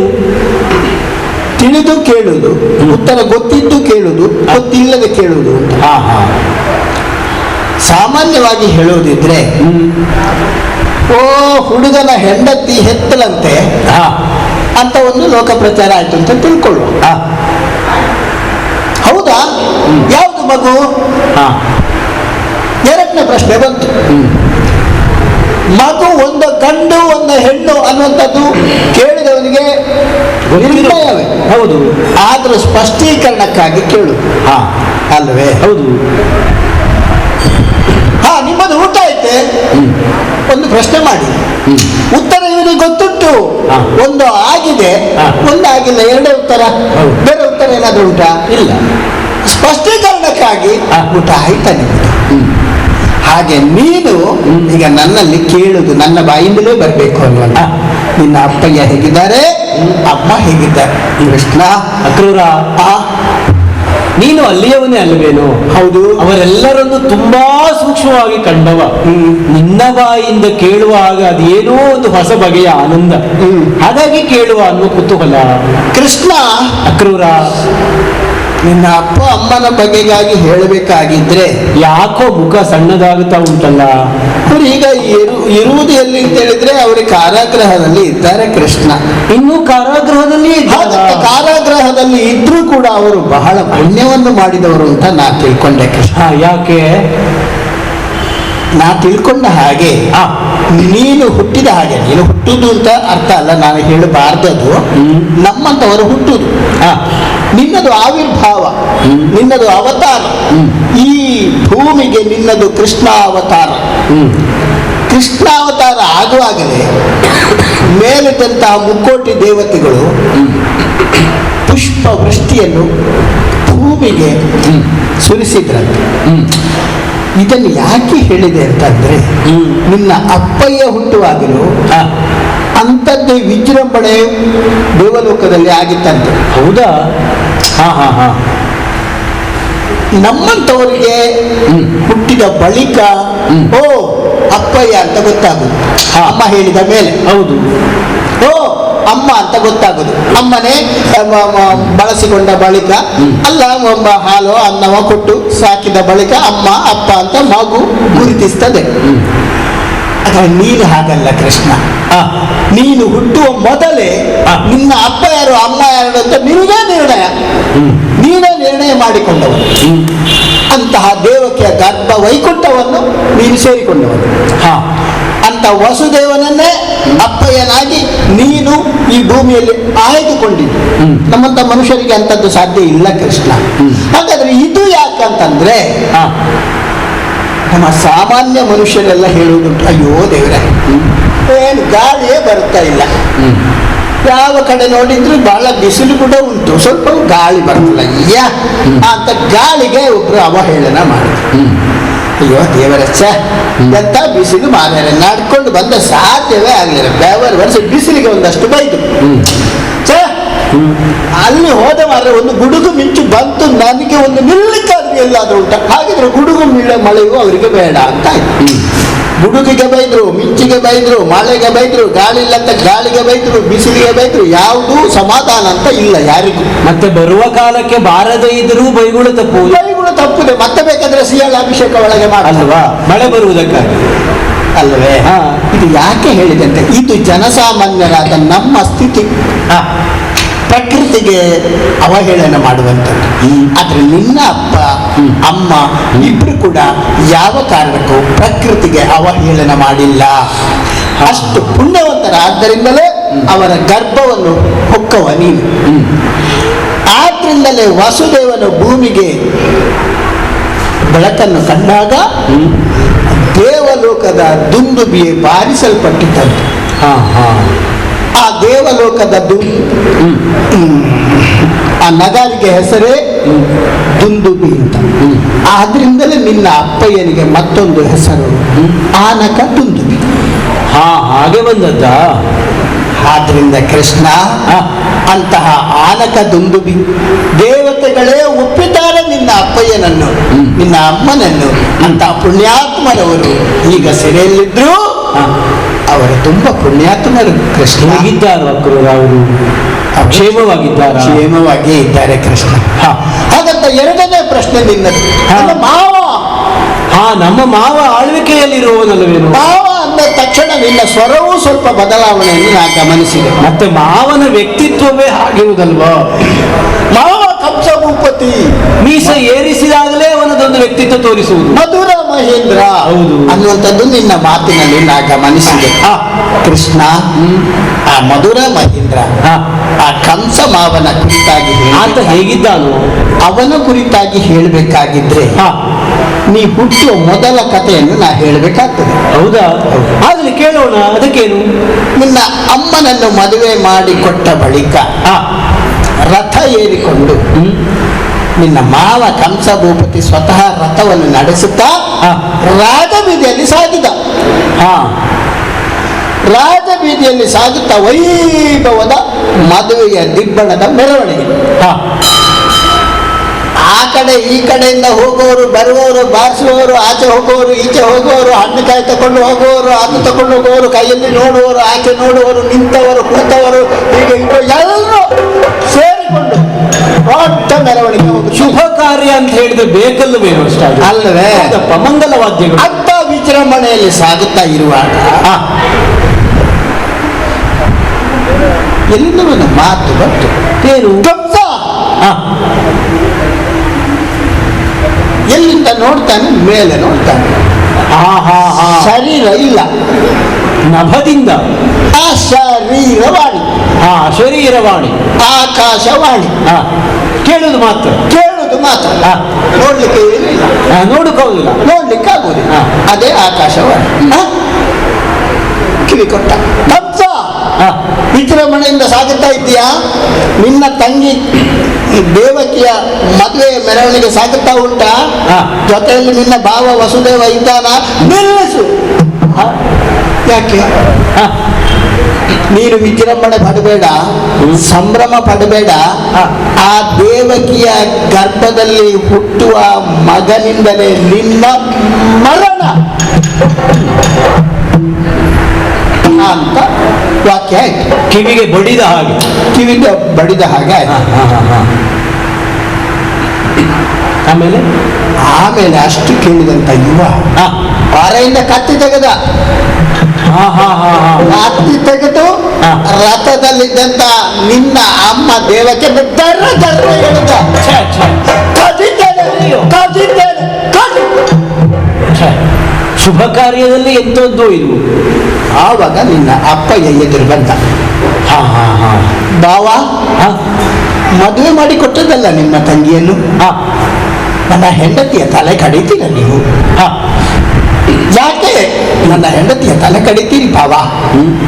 ಗೋಗರೆದು ನಿನ್ನ ಅಪ್ಪಯ್ಯ ಕೇಳಿದ. ಕೇವಲ ಹೆಣ್ಣು ಮಾತ್ರ ಅಲ್ಲ, ತಂಗಿ ಎನ್ನುವುದನ್ನು ನೋಡದೆ ಕೊರಳನ್ನೊರೆಯುವುದಕ್ಕೆ ಮುಂದಾದ ಕಂಸ. ಮುಂದಾದ. ಛೆ ಛೆ.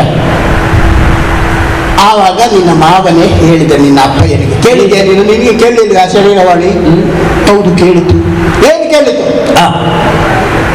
ಅದು ದೇವಕಿಯ ಹೊಟ್ಟೆಯಲ್ಲಿ ಹುಟ್ಟಿದಂತಹ ಮಗನಿಂದ ಕಂಸನಾದ ನಿನ್ನ ಸಾವು ಅಂತ. ಹೌದಾ? ಹಾಗಾದ್ರೆ ಅವಳೇ ಉಳಿಬಾರ್ದು, ತಲೆ ಕಡಿತೇನೆ ಅಂತ ನಿನ್ನ ಮಾವ ಮುಂದ ಹ ಹ ಹ. ವಸುದೇವ ಹೇಳಿದ. ಬಾವ, ಈಗ ನನ್ನ ಹೆಂಡತಿಯ ಅಥವಾ ನಿಮ್ಮ ತಂಗಿಯ ಮಗುವಿನಿಂದ ಅಲ್ವೇ ಸಾವು? ಮಗುವಿನಿಂದ ನಿಮಗೆ ಸಾವಾದ್ರೆ ಆ ದೇವಕಿಯ ತಲೆಯನ್ನು ಯಾಕೆ ಕಡಿಯಿತು ಅಲ್ವಾ? ಆ ಹುಟ್ಟಿದ ಮಗುವನ್ನು ನಾನು ತಂದು ಕೊಡುತ್ತೇನೆ ಅಂತ ಹೇಳಿದ. ಎಂತಹ ಸಜ್ಜನನೋ ವಸುದೇವ ನಿನ್ನ ಅಪ್ಪಯ್ಯ. ಅಲ್ವಾ? ಕೊಡ್ತೀಯಲ್ಲ? ಖಂಡಿತ ಕೊಡ್ತೇನೆ. ಹ. ಯಾವಾಗ? ಯಾವಾಗ ಅವಳು ಹಡೆದಲ, ಯಾವಾಗ ಹೆರ್ತಲ, ಆವಾಗ ತಂದು ಕೊಡ್ತೇನೆ ಅಂತ ಮಾತು ಕೊಟ್ಟ. ಕೊಡು. ಹ. ಮಾತುಕತೆ. ಹ. ಸರಿ, ಕಾಲ ಕ್ರಮೇಣ ಒಂದು ಮಗುವನ್ನು ತಂದು ಕೊಟ್ಟ. ಆಡಿದ ಮಾತಿನ ಪ್ರಕಾರವಾಗಿ ಹೆತ್ತ ನಿನ್ನ ಅಪ್ಪಯ್ಯ ಒಪ್ಪಿಸಿದ. ನಿನ್ನ ಮಾವನಿಗೆ ಮಗುವನ್ನು ತಂದು ಕೊಟ್ಟ. ಎಷ್ಟೇ ಮಗು ಇದು? ಹ. ಮಗು ಒಂದನೇ ಮಗು. ಹ. ಚೊಚ್ಚಲ ಮಗು. ನನಗೆ ಬೇಕಾದ್ದು 8ನೇ ಮಗು. ಹಾ. 8ನೇ ಮಗುವಿಂದ ಸಾವು ಅಂತ ಬಂದದ್ದು. ಸುಮ್ಮನೆ ನಿನ್ನ 1ನೇ ಮಗು ಬೇಡ, ಹೋಗು ಹಿಂದೆ. ಆ ವಿಧಿ ಅಷ್ಟಾದರೂ ಆಡಿಸಿತು ಆ ಕಾಲ. ಒಂದು ಉದಾರತೆ ತೋರಿಸಿದ. ಆ ವಿಧಿಯೇ ಆಡಿಸಿದ್ದು ಅಂತಾಯ್ತು. ವಿಧಿಯೇ ಆಡಿಸಿದ. ಹಾ ಹಾ ಹಾ. ಇನ್ನು ಮಗ ಹಿಂದೆ ಕೊಡು. ಮತ್ತೊಂದು ಮಗು ತಕೊಂಡರು. ಎರಡನೇ. ಎಷ್ಟನೇ ಮಗು? ಬಾವ, ಇದು 2ನೇ. ನಿನ್ನ 2ನೇ ಮಗು ಯಾರಿಗೆ? ಹೋಗು, ತಗೊಂಡೋಗು, ನನಗೆ ಬೇಡ. ನನಗೆ 8ನೇ ಮಗು ತ. ಎಲ್ಲ ಬಂದಂತ ಮಕ್ಕಳನ್ನ ಹಿಂದೆ ಕಳಿಸಿಬಿಟ್ಟ. ಪುತ್ರ ವ್ಯಾಮೋಹಕ್ಕಿಂತಲೂ ಕೊಟ್ಟ ಮಾತು ಎಷ್ಟು ಪ್ರಧಾನವಾಯಿತು ಅಂತ ಅಲ್ಲಿ ವಸುದೇವನನ್ನು ನೋಡಿ ಕಲಿಬೇಕು. ಹಾ ಹಾ ಹಾ. ಆದ್ರೆ ದೇವರು ದೊಡ್ಡವನು. ಹೌದು. ಆ ಮಕ್ಕಳ ಪ್ರಾಣ ಉಳಿಯಿತು. ಹಾ. ಹಿಂದೆ ಕೊಂಡು ಹೋಗು ಅಂತ ಹೇಳಿದ್ರು. ಇಷ್ಟೊತ್ತಿಗಾಗುವಾಗ ಮತ್ತೆ ಅಲ್ಲಿಂದ ಸುರಮುನಿಯು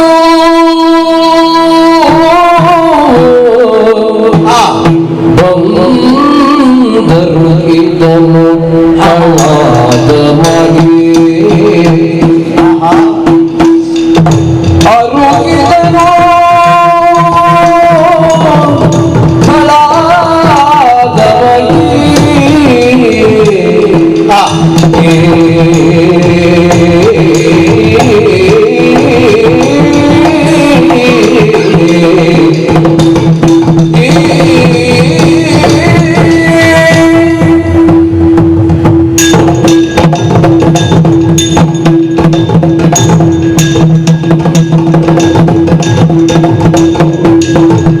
ಸುರಮುನಿಯು ಬಂದರು ಇದನು ಗಳಾದ ಮಗೆ ಶ್ರೀಹರಿಯೇ ನೀ ಜನಿಸಿದ ಕ್ಷಣದಿ ಶ್ರೀ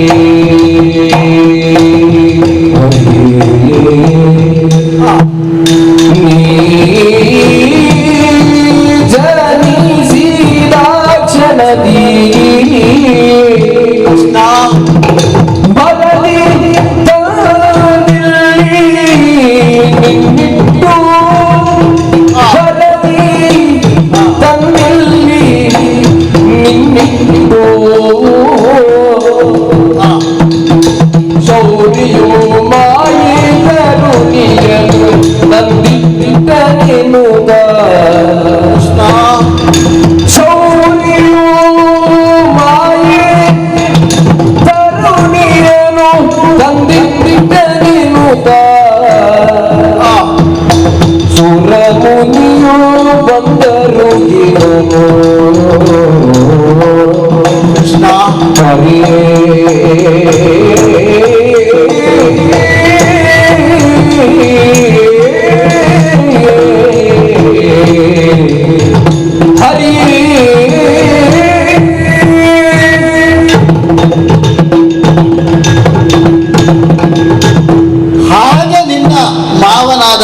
ಕಂಸನಿಗೆ ನಿನ್ನ ಅಪ್ಪಯ್ಯ ಕೊಟ್ಟ ಮಾತಿನ ಹಾಗೆ ಕಾರಾಗೃಹದಲ್ಲಿ ಹುಟ್ಟಿದ ಒಂದೊಂದೇ ಮಗುವನ್ನು ತಂದು ಕೊಟ್ಟ. ಹಾ, ವಸುದೇವ. ನಿನ್ನ ಮಾವ ಕಂಸನಾದರೂ ಉದಾರತೆಯಿಂದ ಅದನ್ನು ಹಿಂದೆ ಕಳಿಸಿದ. ಹಾ, ಅದೇ ಸಂದರ್ಭಕ್ಕೆ ಹಾ, ದೇವಲೋಕದಿಂದ ನಾರದರು ಆಸ್ಥಾನಕ್ಕೆ ಇಳಿದರು. ಕಂಸನ ಆಸ್ಥಾನಕ್ಕೆ. ಹೌದು.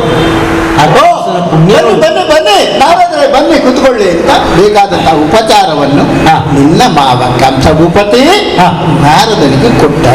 ನಾರದರನ್ನು ಉಪಚರಿಸುವಷ್ಟಾದ ಸಂಸ್ಕಾರ ಇತ್ತು ಅಂತ ಆಯ್ತು. ಸಂಸ್ಕಾರ ಇತ್ತು. ಹೌದೇ, ನೀವು ಬಂದದ್ದು ಒಳ್ಳೇದಾಯ್ತು. ಯಾಕೆ ಬಂದ್ರಿ, ಎಲ್ಲಿಂದ ಬಂದ್ರಿ, ನನ್ನಿಂದ ಏನಾಗಬೇಕಿತ್ತು, ಏನು ಉಪಚಾರ, ಹಾಗೆ ಹೀಗೆ ಬೇಕಾದಷ್ಟು ಮಾತುಕತೆ ಆಯ್ತು. ಆವಾಗ ನಾರದರು ಪೀಠಿಗೆ ಮಾತಾಡಿದ್ರು. ಏನು? ಕಂಸ, ನಿನ್ನ ಉಪಚಾರ ಎಲ್ಲ ಸಾಕ, ನನಗೆ ಬೇಕಾದ ಅದಲ್ಲ, ನಿನ್ನನ್ನು ಎಚ್ಚರಿಸಲಿಕ್ಕೆ ನಾ ಏನು ಎಚ್ಚರಿಸಲಿಕ್ಕೆ? ವಸುದೇವ ನಿನಗೆ ಮಾತು ಕೊಟ್ಟನಾ? ಹೌದು. ಏನು ಮಾತು ಕೊಟ್ಟ? ಮಕ್ಕಳನ್ನು ತಂದು ಕೊಡ್ತೇನೆ ಅಂತಾನೆ. ಯಾಕೆ? ಆ ಮಗುವಿನಿಂದಲೇ ನನ್ನ ಸಾವು ಅಂತ ಶರೀರವಾಣಿ ಆಯಿತು. ಹೌದಾ? ಎಷ್ಟನೇ ಮಗುವಿಂದ ಸಾವು ಅಂತಾಯಿತು? ಅದು 8ನೇ ಮಗುವಿನಿಂದ. ನೀನು ಯಾವ ಮಗುವನ್ನು ಹಿಂದೆ ಕಳಿಸಿದೆ? ನಾನು 1ನೇ ಮಗುವನ್ನು ಹಿಂದೆ ಕಳಿಸಿದೆ. 2ನೇದು ಬೇಡ ಹೇಳಿದೆ. 3ನೇದು ಹಾಗೆ ಮಾಡುವುದಲ್ಲ. 8ನೇ ಮಗು ಹೌದಾ ಅಲ್ವಾ? ಹೌದು. 8ನೇ ಮಗು ಎಲ್ಲಿ ಅಂತ ನಿನಗೆ ಗೊತ್ತುಂಟ ಲೆಕ್ಕ? 8ರ ಗಂಟೆ ಹೇಗಿಂತ ನಿನಗೆ ಗೊತ್ತುಂಟಾ? ಅದು ಗೊತ್ತಿಲ್ಲ. ನಾರದರು ಈ ನಿನ್ನ ಮಾವನಿಗೆ ಉಪದೇಶ ಮಾಡಿ ಅದು ಗೊತ್ತಿಲ್ಲ. ಮತ್ತೆ ಗೊತ್ತಿಲ್ಲದೆ ಹೆಟ್ಟನಾಗಿ ನೀ ಹಿಂದೆ ಕಳಿಸಿದ್ಯಾಕೆ? ಸ್ವಲ್ಪ ಯೋಚಿಸಬೇಕಿತ್ತು ನಾನು. ಏನ್ ಗುರುಗಳೇ, ಏನಾಯ್ತು? ಸ್ವಲ್ಪ ಯೋಚನೆ ಮಾಡ. 8 ಅಂತ ಸಂಖ್ಯೆ ಹೌದಾ? ಹೌದು. 8ನೇ ಮಗುವಿನಿಂದಲೇ ಬಂದದ್ದು. ಎಷ್ಟನೇ ಮಗು? 1. 1 7 8 ಆಗಬಹುದು. ಹಿಂದಿನಿಂದ ನೋಡಿದಾಗ 2 6 8 ಆಗಬಹುದು. 3 5 8 ಆಗಬಹುದು. 4 4 8 ಆಗಬಹುದು. 5 3 8 ಆಗಬಹುದು. 6 2 8 ಆಗಬಹುದು. 7 1 8. ದುಷ್ಟ ಯಾವುದು ಅಂತ ನೀ ತಿಳ್ಕೊಂಡಿದ್ದಿ? ಹಿಂದೆ ಕಳಿಸಿದ್ಯಲ್ಲ ಹೆಡ್ಡ, ಎಲ್ಲ ಕಳಿಸು ಅಂತ ನಾರದ್ರು ಬೇಕು ಅಂತಲೇ ಮಾತುಕತೆ ಹೇಳಿದ್ರು. ದುಷ್ಟಮತಿಯವರಿಗೆ ಇಂತಹ ಚುರುಕು ಬುದ್ಧಿ ಇದ್ರೆ ಎಂತಹ ಅನರ್ಥ ಆಗ್ತದೆ ನೋಡು. ನಮ್ಮ ಮಾವನಿಗೆ ಇಂಥದ್ದೊಂದು ಯೋಚನೆ ಇಲ್ಲದೆ ಇದ್ರು ನಾರದ್ರು ಹೇಳಿದ್ರು. ನಾರದ್ರು ಹೇಳಿದ್ರು. ಕೂಡಲೇ ಆಜ್ಞೆ ಮಾಡಿದ. ಯಾರಲ್ಲಿ? ಕಾರಾಗೃಹಕ್ಕೆ ಹೋಗಿ ನಾನು ಹಿಂದೆ ಕಳಿಸಿದ ಮಕ್ಕಳಿಗೆಲ್ಲ ಮಾಡಲಿ ಒಂದೊಂದು ಪುನಃ ಮಕ್ಕಳನ್ನು ಕರ್ಕೊಂಡು ಎಲ್ಲ ಮಕ್ಕಳು ಒಂದೊಂದನ್ನೇ ಬಂದ ಮಕ್ಕಳನ್ನು ಬಟ್ಟೆ ಒಗೆಯುವ ಕಲ್ಲಿನಲ್ಲಿ ಬಟ್ಟೆಯನ್ನು ಹಾಕಿ ಹಾಗಾದ್ರೆ ಕರುಣೆ ಇಲ್ಲದ ಕಟುಕರಂತೆಯೇ ಕಟುಕರಂತೆ 6 ಮಕ್ಕಳನ್ನು ಕಾಡ್ತಿ ಬಿಸಾಡಿ. ಭ್ರೂಣ ಹತ್ಯೆಯ ಪಾತಕದ ಭಯವೂ ಇಲ್ಲ ಅಂತ ಆಯ್ತು. ಹಾಗಿದ್ರೆ ಅಲ್ಲವೇ? ಹೌದು. ಅವನಿಗೆ ಅವನನ್ನು ಉಳಿಸಿಕೊಳ್ಳುವಂಥದ್ದು ಒಂದೇ ಇದ್ದದ್ದು. ಯಾವ ಭಯ ಇಲ್ಲ, ಸಾವಿನ ಭಯ ಅವನನ್ನು ಕಾಡಿತು. ತಾನು ಬದುಕಿದರೆ ಸಾಕೆನ್ನುವ ಆದ್ರಿಂದ ಮೃತ್ಯುವಿನ ಭಯ ಅವನನ್ನು ಕಾಡಿತು. 6 ಮಕ್ಕಳನ್ನು ಕೊಂದು ಕಳೆದ. 7ನೇ ಮಗು ಎಲ್ಲಿ ಹೋಯ್ತು ಇಲ್ಲ, ಮಾಯವಾಗಿ ಹೋಯ್ತಾ? ಮಾಯವಾಗಿ ಹೋಯ್ತು. ಇದೀಗ 8ನೇದ್ದು ಕೃಷ್ಣ, ಇದು ಇಲ್ಲಿ ಬೆಳೀತಾ ಇದ್ದೆ, ನಿನ್ನ ಅಪ್ಪಯ್ಯನೇ ಇಲ್ಲಿ ತಂದಿರಿಸಿದ್ದಾರೆ. ಹೌದು.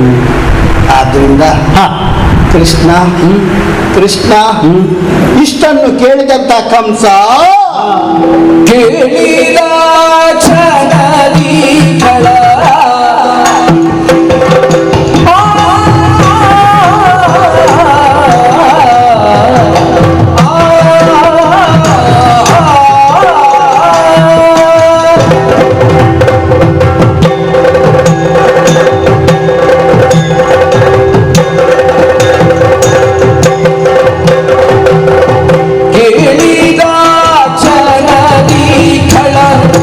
ಬಾಳ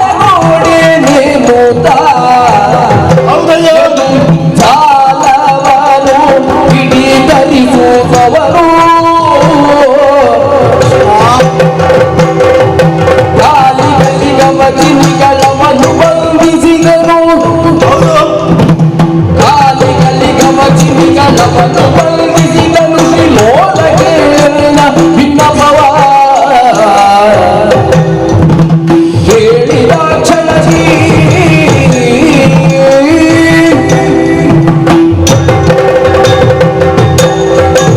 ಕೃಷ್ಣ ಅಕ್ರೂರ ಆಸ್ಥಾನದಲ್ಲಿ ನಾರದರಿಂದ ಇಷ್ಟು ಮಾತ್ರ ಮಾತನ್ನು ಕೇಳಿದಂತ ಕಂಸ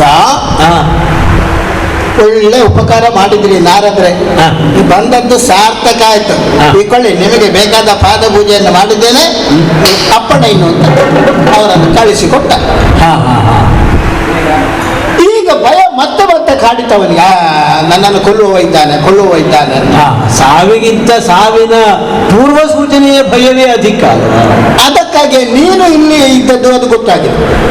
ಹಾಗಾದ್ರೆ ಅಲ್ಲಿ ಜಾರಿದವ ಇಲ್ಲಿ ಸೇರಿದ ಇಲ್ಲಿ ಸೇರಿದವನನ್ನು ಹೇಗಾದ್ರೂ ಮುಗಿಸಬೇಕು ಅಂತ ಅಲ್ಲಿಂದ ಒಬ್ಬೊಬ್ಬರನ್ನೇ ಇಲ್ಲಿ ಕಳಿಸಿದ, ಗೊತ್ತಾಯ್ತಾ? ಪೂರ್ವ ಪ್ರಕರಣಗಳು ಮಾವನಿಂದ ಕಳುಹಿಸಲ್ಪಟ್ಟಂತಹ ಅನೇಕ ದೈತ್ಯರು. ಯಾರೊಬ್ಬರು ನಿಮಗೆ ಹಾಲು ಕೊಡ್ಲಿಕ್ಕೆ ಬಂದ್ಲ? ಪೂತನಿ ಹಾಲು ಕೊಟ್ಲ? ಅವಳನ್ನು ಮರೆಯುವುದಕ್ಕುಂಟ? ಹಾಲು ಕುಡ್ದೆಯ? ಹೌದು. ಈ ಬಣ್ಣ ಆದದ್ದು ಹಾಗೆ. ಹೇಗದು? ಅದು ಹಾಲು ಕೊಡೋದ್ರಿಂದ. ಯಾವ ಬಣ್ಣ ಆಯ್ತು? ಹಾಲು ಕೊಡದವರಿಗೆಲ್ಲ ಹೀಗಾಗುತ್ತದೆ ಅಂತಲ್ಲ, ವಿಷದ ಹಾಲು ಕೊಡೋದ್ರಿಂದ ಹೀಗಾದದ್ದು ಅಂತ. ಸ್ವಲ್ಪ ನೀಲ ಉಂಟು. ಹೌದು, ವಿಷದ ಬಣ್ಣ ನೀಲ. ಹೌದಪ್ಪ. ಆದ್ರಿಂದ ನೀಲ ಮೇಘ ಶ್ಯಾಮ. ಅವಳನ್ನೇನ್ ಮಾಡಿದೆ ನೀನು? ನಾನು ಕಪ್ಪಾಗಿರುವುದಕ್ಕೂ ಆ ಒಂದು ಹೆಸರು ಹೋಲಿಕೆ ಆಗುತ್ತದೆ. ಅವಳನ್ನೇನ್ ಮಾಡಿದೆ ನೀನು? ಹಾಲು ಕೊಡೋದಷ್ಟೇ. ಮತ್ತೆ ನೋಡಿದ್ರೆ ಪೂತನಿಯೇ ಸತ್ತು ಬಿದ್ದಿದ್ದಾಳೆ. ಸರಿ, ನೀನು ಮಾಡಿದ್ದು ಕರ್ತವ್ಯ. ನಮ್ಮಲ್ಲಿ ಪವಿತ್ರಕ್ಕೆ ಪೂತ ಅಂತ ಹೆಸರು. ಪೂತಾತ್ಮ ಅಂದ್ರೆ ಪವಿತ್ರಾತ್ಮ ಅಂತ. ಇದು ಪೂತನ್ನ ಅಪವಿತ್ರ.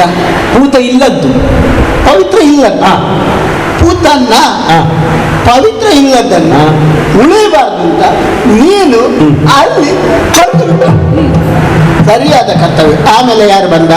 ಆಮೇಲೆ ಶಕಟ, ಧೇನುಕ, ಬಕ, ಪ್ರಲಂಬ, ವಾತ, ಹೀಗೆ ಸರಣಿಯಲ್ಲಿ ಎಲ್ಲ ಬಂದವರಿದ್ದಾರೆ. ಅವರೆಲ್ಲ ಬಂದವರು ಏನಾದ್ರು?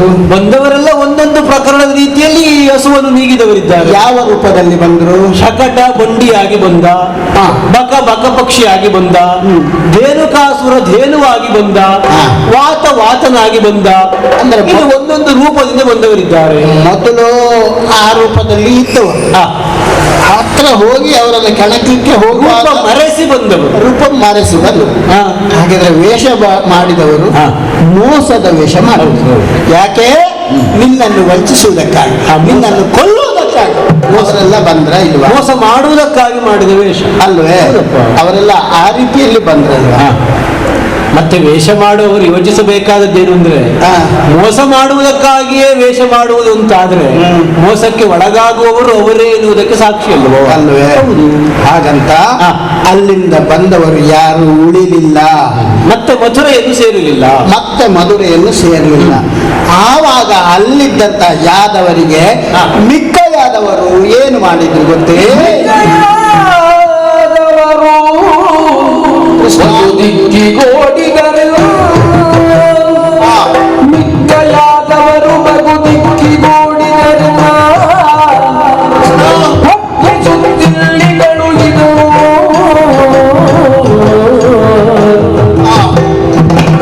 ಒಟ್ಟಲಿರುವುದು ನಾವಿಲ್ಲ ಹಬ್ಬಗೆ ನಿಲ್ಲ ಅಕ್ಕರುಗಳಿದು ತಾರುವ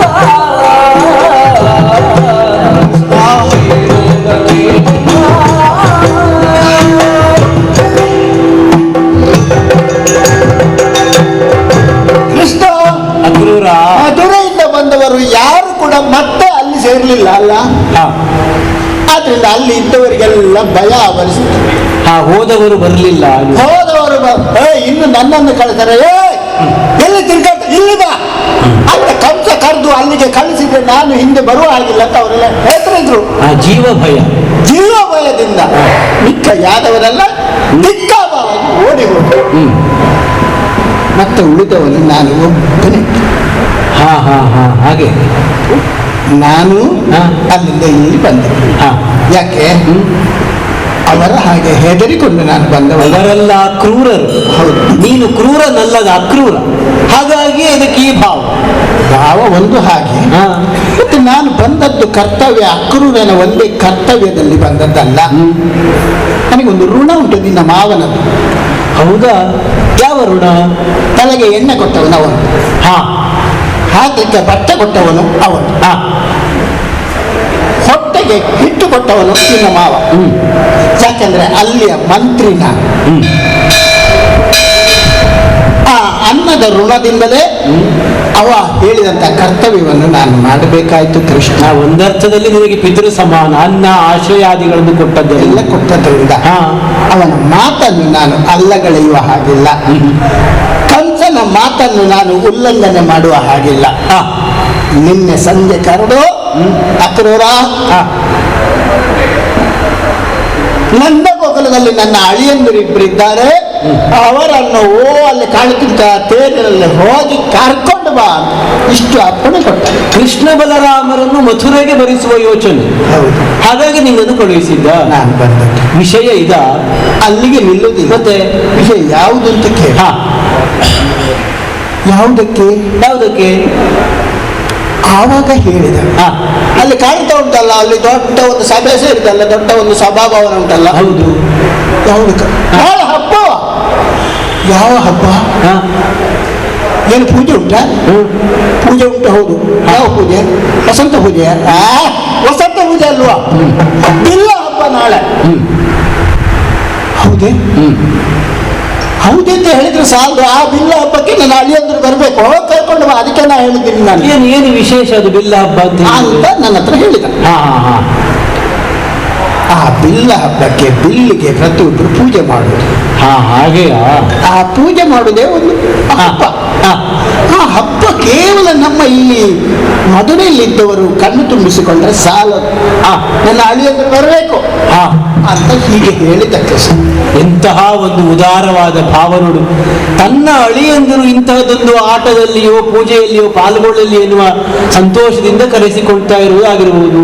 ಕೃಷ್ಣ, ಅದು ನೀನು ಭಾವಿಸಿಕೊಂಡದ್ದು. ಇದಿಷ್ಟನ್ನು ನಾನು ಕಂಸನ ನಾಲಿಗೆಯಾಗಿ ನಿನಗೆ ಹೇಳಿದೆ. ಕಂಸ ಬಿಲ್ಲ ಹಬ್ಬವನ್ನು ಮಾಡುತ್ತಾ ಇದ್ದಾನೆ, ನೀನು ಮತ್ತೆ ರಾಮ ಜೊತೆಯಾಗಿ ಬರಬೇಕು ಅಂತ ಅವ ಹೇಳಿದ್ದನ್ನು ನಾ ಹೇಳಿದೆ. ಆದ್ರೆ ನನ್ನ ನಾಲಿಗೆ ಹೇಳ್ತಾ ಉಂಟು, ನನ್ನ ಧ್ವನಿ ಹೇಳ್ತಾ ಉಂಟು, ಕೃಷ್ಣ ಕೃಷ್ಣ ಕೃಷ್ಣ. ಏನು ಅಕ್ರೂರ? ಅದು ಬಿಲ್ಲ ಹಬ್ಬ ಅಲ್ಲ, ಮತ್ತೆ ನಿಮ್ಮಿಬ್ರು ಮಕ್ಕಳನ್ನು ಕೊಲ್ಲುವ ಹಬ್ಬ ಕೃಷ್ಣ, ಕೊಲ್ಲುವ ಹಬ್ಬ. ಹಾಗಾದ್ರೆ ಬಿಲ್ಲ ಹಬ್ಬ ಎನ್ನುವುದು ಕೇವಲ ನೆಪ. ಹೌದು.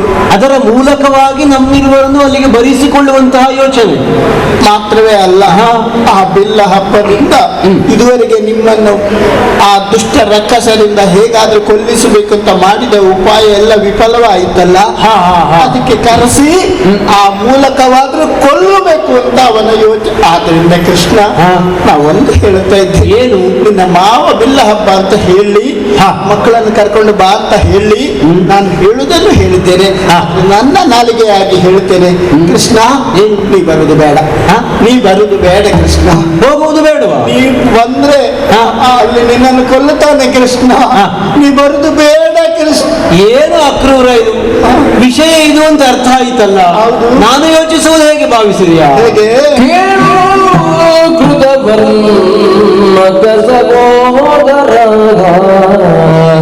ಕೇಳು ಕೇಳು ನಿನಗೀಗ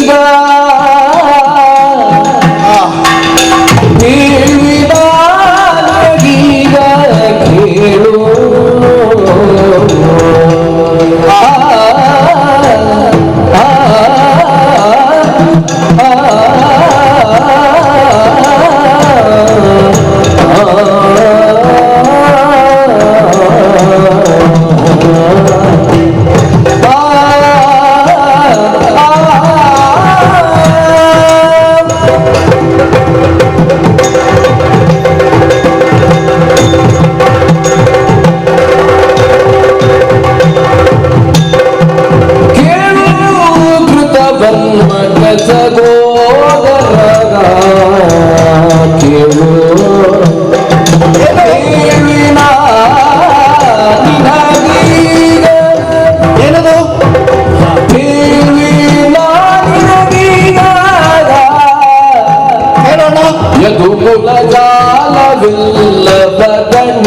ದಂಡಿಸಿದನೆ ಆ ಹಂಸ ಯದುಕುಲದ ಎಲ್ಲವ ದಂಡಿಸಿದನೆ ಮಗ ಕುಲನವನು ಮಗ ಕುಲ ಅವನು ಕೇಳು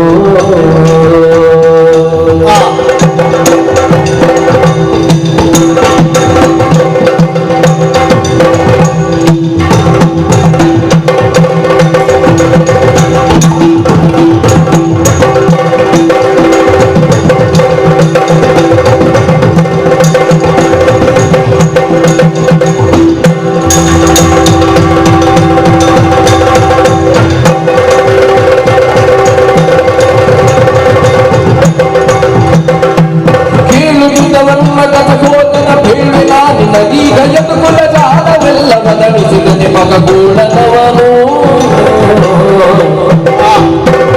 ಕೇಳುತ್ತವರ್ಣದ ಸಹೋದರ ಹೇಳಿದ ನಿನಗೀಗ ಯದುಕುಲ ಜಾಲವೆಲ್ಲ ಬದಲಿಸಿದನೆ ಮಗ ಕೂಡನವನು ಕೇಳು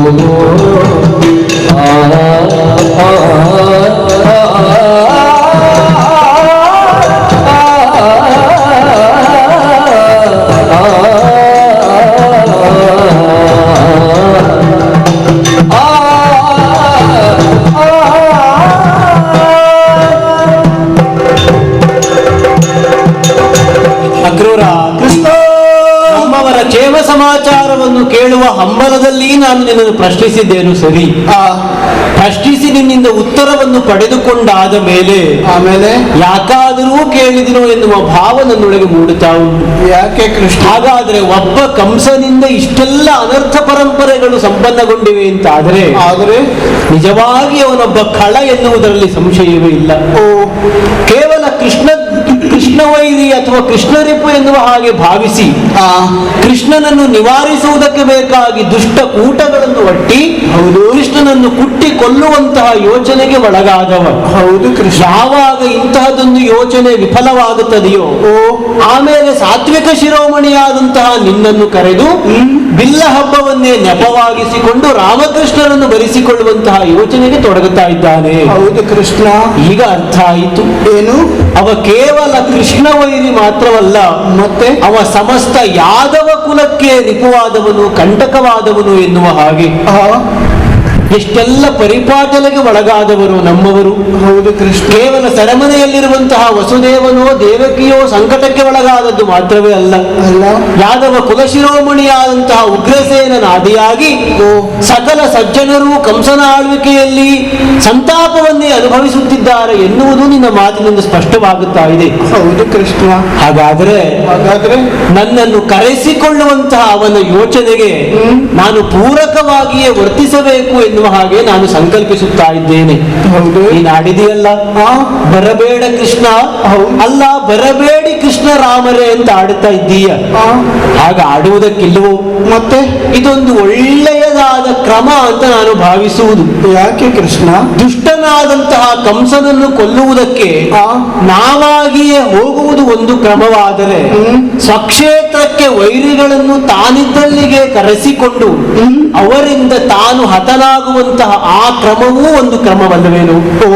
ಹಾಗಾಗಿ ಸಮಸ್ತ ಸಜ್ಜನರ ಸಂಕಟವನ್ನು ನಿವಾರಿಸುವುದಕ್ಕೆ ಬೇಕಾಗಿ ನನ್ನ ತಂದೆ ತಾಯಿಗಳನ್ನು ಬಂಧಮುಕ್ತಗೊಳಿಸುವುದಕ್ಕಾಗಿ ನಾನು ರಾಮನು ಈ ಬಿಲ್ಲ ಹಬ್ಬದ ನೆವವನ್ನೇ ನಮಗೆ ಬೇಕಾದ ಹಾಗೆ ಮಾರ್ಗ ಅಂತ ನಾವು ಬಳಸಿಕೊಂಡರೆ ಹೇಗೆ ಅಂತ ಯೋಚಿಸುವುದು. ಆ ಮೂಲಕವಾಗಿ ಮಥುರಾ ನಗರವನ್ನು ಸೇರಿದರೆ ಕಂಸನನ್ನು ಅನುಸರಿಸುವಂತಹ ಸಕಲ ದುಷ್ಟಕೂಟಗಳನ್ನು ವಧಿಸಿ ಕಂಸನನ್ನು ಮುಗಿಸಿದೆವು ಅಂತಾದರೆ ಅಲ್ಲಿರುವಂತಹ ಸಜ್ಜನರಿಗೆ ಒಂದು ಬಂಧನದಿಂದ ಮೋಕ್ಷ ಒದಗುತ್ತದೆ, ದುಷ್ಟರಾದವರಿಗೆ ಈ ಭವದ ನೆಲೆಯಿಂದ ಮೋಕ್ಷವು ಒದಗುತ್ತದೆ. ಹಾಗಾಗಿ ಅಲ್ಲಿಗೆ ಬರುವ ಸಂಕಲ್ಪಕ್ಕೆ ನಾನು ಒಳಗಾಗುತ್ತಾ ಇದ್ದೇನೆ. ಅಲ್ಲ ಕೃಷ್ಣ, ಏನು? ಕಂಸ ನಿನ್ನ ಮಾವ, ನಿನ್ನ ಅಮ್ಮನ ತಮ್ಮನ ಅಣ್ಣನ ಯಾರ ಬಿಡು. ಅದೆಂತದ್ದು? ನೀನು 10 ವರ್ಷದ ಬಾಲಕ ಕಂಸನನ್ನು ನೀನು ಕೊಲ್ಲುತ್ತಂತ ಹೇಳುತ್ತೀಯಲ್ಲ ಕೃಷ್ಣ. ನಿನಗೆ ಅದ ಸಂಕಟದ ವಿಷಯ ಮಾತ್ರ ಅಲ್ಲ ಕೃಷ್ಣ, ಆ ಬಿಲ್ಲ ಹಬ್ಬ ಮಾಡುವಂತ ದ್ವಾರದಲ್ಲಿ ದೊಡ್ಡ ಆನೆಯನ್ನು ಕಟ್ಟಿದ್ದಾರೆ. ಆನೆ ಉಂಟಾ? ಅದಕ್ಕೆ ಹೆಸರು ಕುವಲಯ ಪೀಡ ಅಂತ. ಹಾ ಹಾ ಹಾ. ಆನೆ ಸೊಂಡಿಲಲ್ಲಿ ಒಂದು ಕಮಲದ ಹೂವನ್ನು ಹಿಡ್ಕೊಂಡ್ರೆ ಸಾಕು. ಹಿಡ್ಕೊಂಡ ತಕ್ಷಣ ಕಮಲದ ಹೂ ಪುಡಿ ಪುಡಿ ಆಗ್ತದೆ. ಹೇಗೋ ಅದರ ಮುಂಭಾಗದಲ್ಲಿ ಮಕ್ಕಳು ಹೋದ್ರೆ ಆ ಮಕ್ಕಳನ್ನು ಹಿಡಿದು ಹಿಂಡಿ ಹಿಪ್ಪೆಯಾಗಿ ಮಾಡ್ಲಿಕ್ಕಿಲ್ಲವೇ ಕೃಷ್ಣ?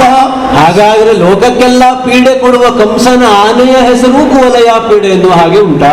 ಅದನ್ನು ಮುಂಭಾಗದ ದ್ವಾರದಲ್ಲೇ ಅವ ಕಟ್ಟಿದ್ದಾನೆ. ಬಿಲ್ಲ ಹಬ್ಬಕ್ಕೆ ಮುಂಭಾಗದಲ್ಲಿ ಬರುವಂತಹ ಮಹಾದ್ವಾರದಲ್ಲೇ ನಿಮಗಾಗಿ ರಾಮನಿಗೆ ಮತ್ತು ಕೃಷ್ಣನಾದ ನಿನಗೆ ಇಬ್ಬರಿಗೆ ಬೇಕು ಅಂತಲೇ ಅದನ್ನು ಕಟ್ಟಿಸಿದ್ದಾನೆ. ಹಾಗಾದರೆ ವಾರಣದಿಂದ ಪುಷ್ಪ ಸ್ವಾಗತ ಅಲ್ಲ, ಪುಷ್ಪಾರ್ಚನೆಯ? ಹೌದು.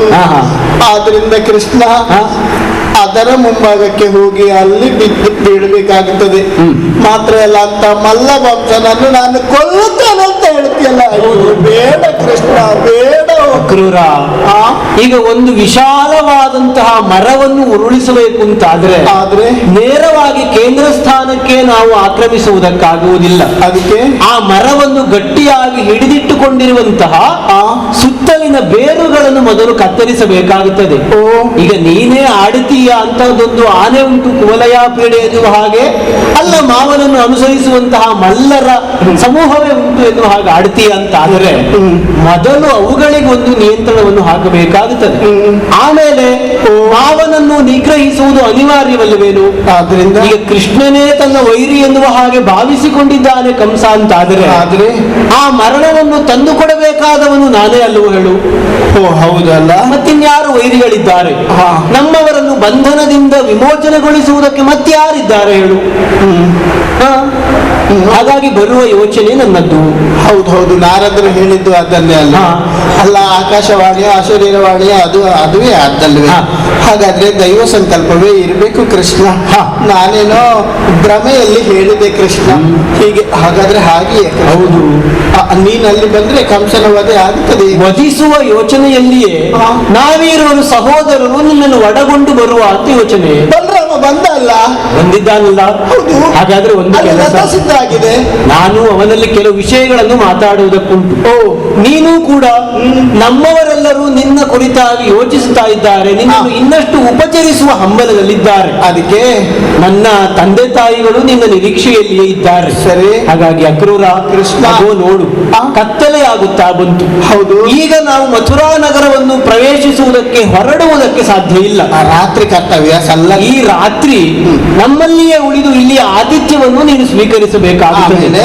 ನಾಳೆ ಸೂರ್ಯೋದಯಕ್ಕೆ ಸರಿಯಾಗಿ ಅಣ್ಣನಾದ ಬಲಭದ್ರನನ್ನು ಒಳಗೊಂಡು ನೀನು ತಂದಿರುವ ರಥವನ್ನು ಅಡರಿ ಹೋಗುವುದಕ್ಕೆ ವ್ಯವಸ್ಥೆಯಾಗುತ್ತದೆ. ಸರಿ, ಅಲ್ಲಿವರೆಗೆ ವಿಶ್ರಾಂತಿಯಲ್ಲಿರ್ತೀಯ? ಆದೀತು ಕೃಷ್ಣ. ಅಕ್ರೂರನಿಗೆ ಸೂಚನೆಯನ್ನು ಕೊಟ್ಟು ಅಣ್ಣನನ್ನೂ ಕರೆದು ಕೇಳಿದ ಹಾಗಾಯಿತು. ಅಣ್ಣನ ಯೋಚನೆಯೂ ಇದೆ ಅಲ್ಲವೋ? ಮಾವನನ್ನು ಕೊಲ್ಲುವುದಕ್ಕೆ ಬೇಕಾದ ಪೂರ್ವ ಸಿದ್ಧತೆಗಳನ್ನು ಇಲ್ಲಿಂದಲೇ ಮಾಡಿಕೊಂಡು ಹೋಗಬೇಕು ಕೃಷ್ಣ ಅಂತ ಆಡ್ತಾ ಇದ್ದಾರೆ. ವೈರಿಯ ಮನೆಯ ಅನ್ನ ವಿಷಾನ್ನಕ್ಕೆ ಸಮಾನವಾದ್ದರಿಂದ ಬೇಕಾದಂತಹ ದಧಿಯೋ ಕ್ಷೀರವೋ ಅಲ್ಲ, ಹಾಲಿನಿಂದ ಉತ್ಪಾದನೆಯಾಗುವಂತಹ ಸಮಸ್ತ ಸುವಸ್ತುಗಳೋ ಎಲ್ಲವನ್ನೂ ನಾವು ಬಂಡಿಯಲ್ಲಿ ಸೇರಿಸಿಕೊಳ್ಳಬೇಕು. ಮಾರ್ಗಾಯಾಸ ಪರಿಮಾರ್ಜನೆಗೆ ಅಗತ್ಯವಾದಂತಹ ಪರಿಕರಗಳನ್ನು ಒದಗಿಸಿಕೊಳ್ಳಬೇಕು ಎನ್ನುವ ಹಾಗೆ. ಹಾಗಾದರೆ ಅಣ್ಣನ ಸಹಮತವೂ ಸಿದ್ಧವಾಗುತ್ತದೆ ಅಂತಾದರೆ ತಂದೆ ತಾಯಿಗಳಲ್ಲಿ ಹೇಳಿ ಆಶೀರ್ವಾದ ಮಂತ್ರಾಕ್ಷತೆಯನ್ನು ಪಡೆದ ಹಾಗಾಯಿತು. ಯೋಚನೆ ಮಾಡುತ್ತಾ ಇರುವಾಗಲೇ ನಿಶಿಯ ಕಾಲ ಕಳೆದು ಸೂರ್ಯೋದಯವಾಗುವಂತಹ ಸೂಚನೆಯೂ ಸಿದ್ಧವಾಗುತ್ತಾ ಇದೆಯಲ್ಲ. ಹಾಗಾದರೆ ತಡ ಮಾಡುವುದಲ್ಲ ಅಕ್ರೂರ, ಎಲ್ಲ ವ್ಯವಸ್ಥೆಯನ್ನು ಮಾಡಿಕೊಂಡವರಿದ್ದೇವೆ. ನೀನು ಹೊರಡುವುದಕ್ಕೆ ಸಿದ್ಧ ಅಂತಾದ್ರೆ ರಥವನ್ನು ಓಡಿಸುವುದಕ್ಕೆ ತೊಂದರೆ ಇಲ್ಲ.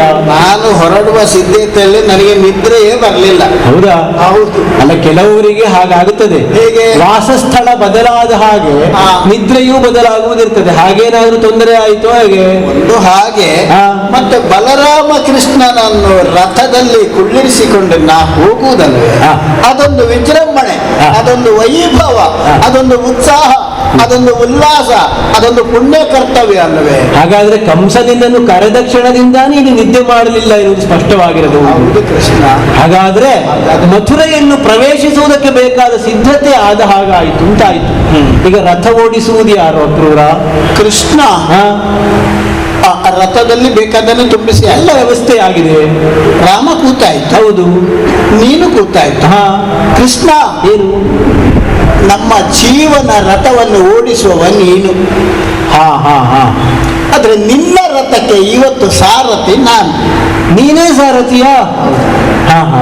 ಆದ್ರಿಂದ ಸಾರಥಿಯಾದವನ ಕೆಳಗೆ ನೀವಿಬ್ಬರು ಮೇಲೆ. ಆವಾಗ ನನಗೆ ರಥದಲ್ಲಿ ಒಂದು ದೃಶ್ಯ ಕಾಣುತ್ತದೆ. ಅಜ್ಜನ ಹೆಗಲ ಮೇಲೆ ಅವಿತು ಸಾಗುವ ಮೊಮ್ಮಕ್ಕಳ ಹಾಗೆ ನಾನು ರಾಮನ ಒಂದು ಹಾಗೆ, ಹಾ. ಮತ್ತೊಂದು ರಥದಲ್ಲಿ ನಿಮ್ಮನ್ನು ಕುಳ್ಳಿರಿಸುವಂತದ್ದು ಒಂದು ಆಧ್ಯಾತ್ಮಿಕವಾದಂತಹ ಒಂದು ಚಿಂತನೆ. ಹೇಗೆ? ರಥಸ್ಥಂ ಕೇಶವಂ ದೃಷ್ಟ. ಹಾ, ರಥದಲ್ಲಿರುವಂತಹ ಕೇಶವನನ್ನು ನೋಡ್ಲಿಕ್ಕಾಗ್ತದೆ. ಶರೀರ ರಥದಲ್ಲಿ ಯಾವ ಕೇಶವ? ಬರೆ ಕೇಶವ ಅಲ್ಲ, ಹಾ. ಅವ ಚೆನ್ನ ಕೇಶವ. ಹಾ, ಚಂದ ಕೇಶವನ. ಚೆನ್ನ ಕೇಶವನನ್ನು ನೋಡ್ಬೇಕಿಲ್ಲ. ಹಾ, ಹಾಗಂತ ರಥಸ್ಥಂ ಕೇಶವ ದೃಷ್ಟ ಹರಿಸರ್ವೋತ್ತಮ ವಾಯು ಜೀವೋತ್ತಮ. ಆ ರಥವೇ ನನ್ನ ಶರೀರ. ನನ್ನ ಶರೀರದ ಒಳಗೆ ಕೃಷ್ಣ, ಶರೀರದ ಒಳಗೆ ಅನಂತಾಸನ. ಆ ಅನಂತನನ್ನು ನಾನು ಒಳಗೆ ನೋಡಬೇಕು, ನನ್ನ ಒಳಗನ್ನಿನಿಂದ ನೋಡಬೇಕು. ಆದ್ರಿಂದ ಬಲರಾಮ ಕೃಷ್ಣರ ನೀವಿಬ್ಬರ ರಥವನ್ನು ಏರಿ ಮುಂಭಾಗದಲ್ಲಿ ನಾನು ರಥವನ್ನು ಓಡಿಸಿಕೊಂಡು ಸಾಗೋಣ. ಆಗಲಿ, ಹೋಗೋಣ ಹೋಗೋಣ.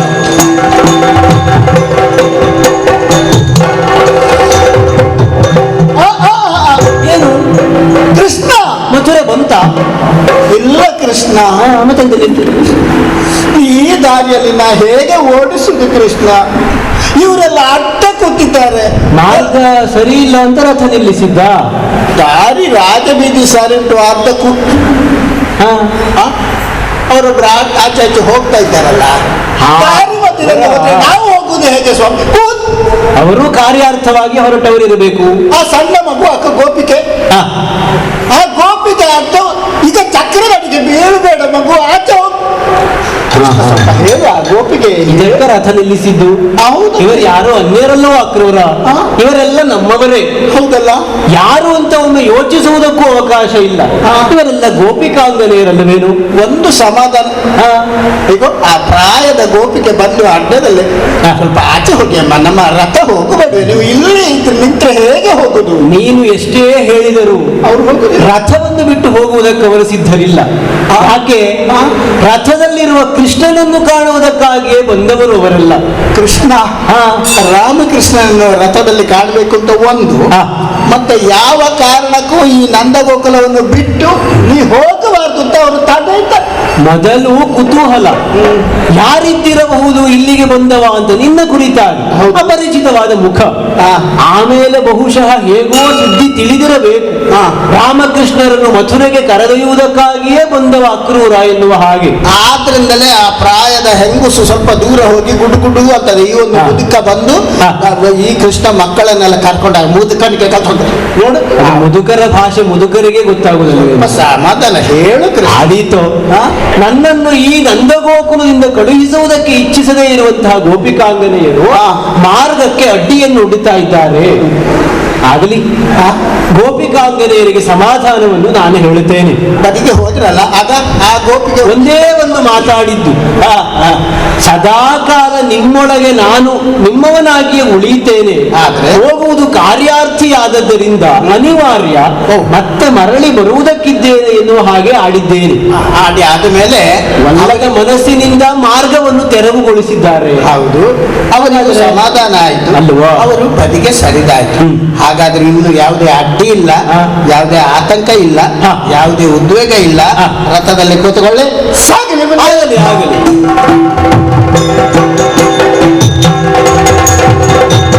ಕೃಷ್ಣ ಮತ್ತೆಂತದ್ದು ರಥ ನಿಲ್ಲಿಸಿದ್ರು? ರಥ ಓಡಿಸಿ ಆಯಾಸ ಆಯ್ತೋ ಹೇಗೆ? ಅಲ್ಲ, ಬೇಕಾದ್ರೆ ನಾನೇ ರಥ ಓಡಿಸ್ತೇನೆ. ಬೇಡ ಕೃಷ್ಣ, ಈಗ ಗೋಪಿಗೆಯರಾಗಲಿ ಯಾರು ಕೂಡ ಯಾರಿದ್ದಾರೋ ಇಲ್ಲಿ? ಯಾರು ಅಡ್ಡ ಬಂದಿಲ್ಲ, ನೇರವಾಗಿ ಹೋಗಬಹುದಾಗಿದೆ. ಎಂತದ್ದು? ಕೃಷ್ಣ, ಕೃಷ್ಣ ಏನು? ರಥದಲ್ಲಿ ಕೂತ ಹಾಗೆ ನನ್ನ ಕಣ್ಣು ಕೆಳಗೆ ಹೋಯಿತು. ಯಾಕೆ? ಅಲ್ಲ, ಕೆಳಗೆ ದಾರಿಗೆ ಹೋಗಲೇಬೇಕು, ಆದ್ರೆ ಸ್ವಲ್ಪ ಕಣ್ಣು ಸರಿಯಿತು.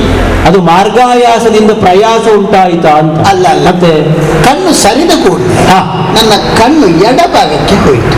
ಯಾಕೆ ಹಾಗೆ? ಎಡಭಾಗಕ್ಕೆ ನೋಡ್ತಾ ಇದ್ದೇನೆ, ಅಲ್ಲೊಂದು ಒಂದು ಕೊಳಲು. ಹೌದೌದು, ಅದು ಕಾಳಿಂದಿ ನದಿ. ನದಿ ಹರಿತಾ ಉಂಟು. ಹೌದು, ಯಮುನೆ ಅದು. ಆ ಕೊಳ ಅದು ಕಾಳಿಂದಿ ಕೊಳ, ಪುಷ್ಕರಣಿ. ಹೌದು. ಕೃಷ್ಣ ರಥ ನಿಲ್ಲಿಸಿದ್ದು ಯಾಕೆ ಗೊತ್ತೇ? ನಾನು ಅಲ್ಲಿ ಒಮ್ಮೆ ಹೋಗಿ ಹುಡುಗಿ ಬರಬೇಕು ಕೃಷ್ಣ, ಆಸೆ ಉಂಟಾ? ಆದ್ರಿಂದ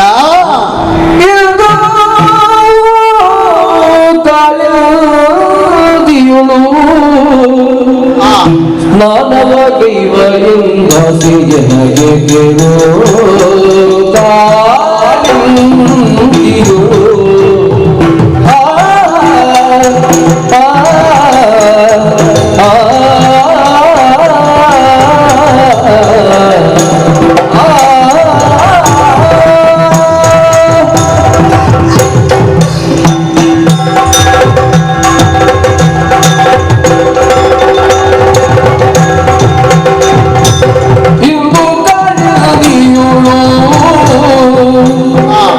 ಸ್ನಾನವಾಗೈವ ಎಂದಾಸಿಗೆ ನಗೆ ಕೇಳು, ಸ್ನಾನವಾಗೈವ ಎಂದಾಸಿಗೆ ನಗೆ ಕೇಳು. ಕೃಷ್ಣ ತಂದೆಯ ಪಣೆಯನ್ನು ಪಾಲಿಸು, ತಂದೆಯ ಪಣೆಯ ಪಾಲಿಸು ದೇವಜವಾಗಿನ ನಿಂದು ಬರುವೆ ನೀಗೆ. ತಂದೆಯ ಪಣೆಯ ಪಾಲಿಸು ದೇವಜವದಿನ ನಿಂದು ಬರುವೆ ನೀಗೆ ಈಗಲಿಗೆ ಹೀಗೆ. ಇಂದು ಕಾಳಿಂದಿಯುಳು ಸ್ನಾನವಗೈವ ಎಂದಾಸೆಗೆ ನಗೆಗಳು. ಕಾಳಿಂದಿಯುಳು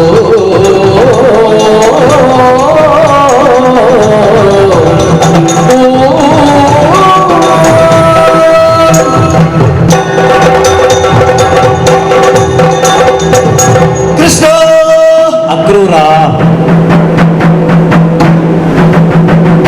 ಈಗ ಸಮಯ ಎಷ್ಟಾಯ್ತು? ಸಮಯ ಆಯ್ತು ಬಹಳ. ನಾವು ಹೊರಟು ಬಂದು ತುಂಬಾ ಸಮಯ ಆಯ್ತಲ್ಲ. ಹೌದು. ಸ್ನಾನ ಮಾಡುವಂತದ್ದು 3 ಹೊತ್ತು. ಆದ್ರೆ ಈಗ ಒಂದು ಅವಕಾಶ ನಿನ್ನಲ್ಲಿ ಕೇಳ್ತಾ ಇದ್ದೇನೆ ಕೃಷ್ಣ. ಯಾವುದಕ್ಕೆ? ಇದು ನಾನು ರಥವನ್ನು ನಿಲ್ಲಿಸಿದ್ದೆ ಈ ಯಮುನೆಯ ತಟದಲ್ಲಿ. ಅಲ್ಲಿ ಕಾಣ್ತಾ ಇರುವಂತದ್ದು ಕಾಳಿಂದಿ. ಅಲ್ಲೊಮ್ಮೆ ಮುಳುಗಿ ಬರಬೇಕು ಅಂತ ನನಗೊಂದು ಅಭಿಲಾಷೆ. ಆದ್ರಿಂದ ಕೃಷ್ಣ, ನೀ ಇಲ್ಲ ಅಂತ ಹೇಳಬಾರ್ದು, ಸಲ್ಲದು ಅಂತ ಹೇಳಬಾರ್ದು, ಒಳ್ಳೆ ಅಂತ ಹೇಳಬಾರ್ದು. ಅಕ್ರೂರ, ನಾಳೆ ಸ್ನಾನ ಮಾಡಿದ್ರೆ ಸಾಕು, ಈಗ ಹೋಗುವ ಅಂತ ಆ ಒಂದು ಮಾತು ಹೇಳಬೇಡ. ಅರೆಗಳಿಗೆಯಲ್ಲಿ ಹೋಗಿ ಬರ್ತೇನೆ. ನೀನು ಮತ್ತೆ ರಾಮ ರಥದಲ್ಲೇ ಇರಬೇಕು, ರಥದಿಂದ ಇಳಿದು ಕೆಳಗೆ ಬರಬಾರ್ದು. ಯಾಕಂದ್ರೆ ಇದು ಬೀದಿಯಲ್ಲಿ ಆಚೆ ಈಚೆ ಬೇರೆ ಬೇರೆ ರಥಗಳು, ಬೇರೆ ಬೇರೆ ತೇರುಗಳೆಲ್ಲ ಹೋಗುತ್ತಾ ಇತ್ತು. ಅದರಿಂದ ಪುಟ್ಟ ಬಾಲಕರು ರಥದಿಂದ ಎಳೆದು ಮತ್ತೆ ಏನಾದ್ರೂ ಆಪತ್ತು ಬರಬಾರದು ಕೃಷ್ಣ.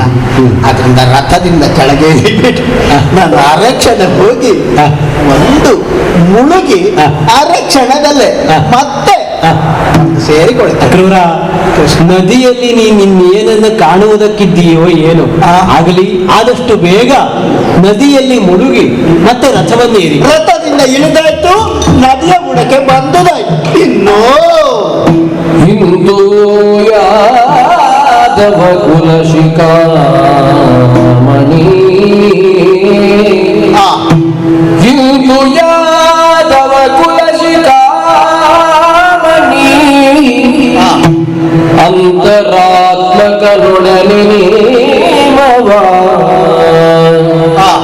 ಅಂತರಾತ್ಮಕನೊಡನೆ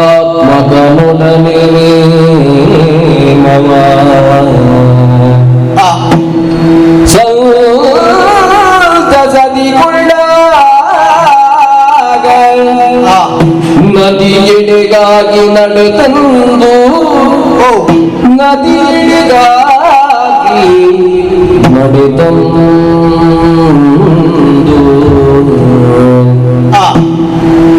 ಮುಂದೆ ಸಂಕಲ್ಪಾದಿ ಸ್ನಾನವ ಆಮೇಲೆ ಮುಂದೆ ಸಂಕಲ್ಪಾದಿ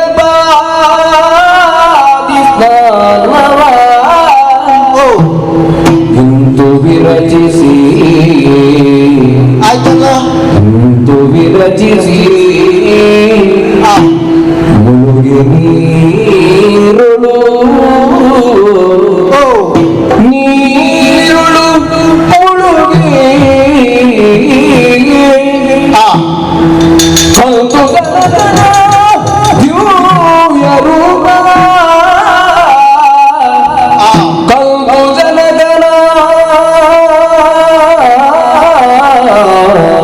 ದಿವ್ಯ ರೂಪವ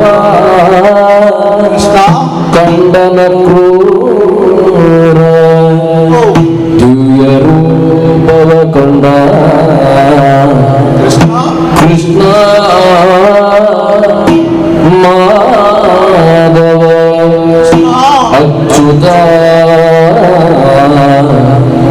ಮಧುಸೂದನ ವಾಸುದೇವ ವಾಸುದೇವ ಕೃಷ್ಣ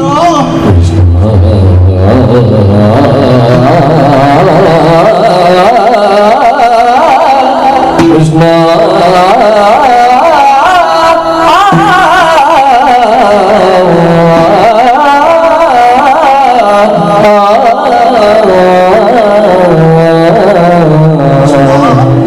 ಕೃಷ್ಣ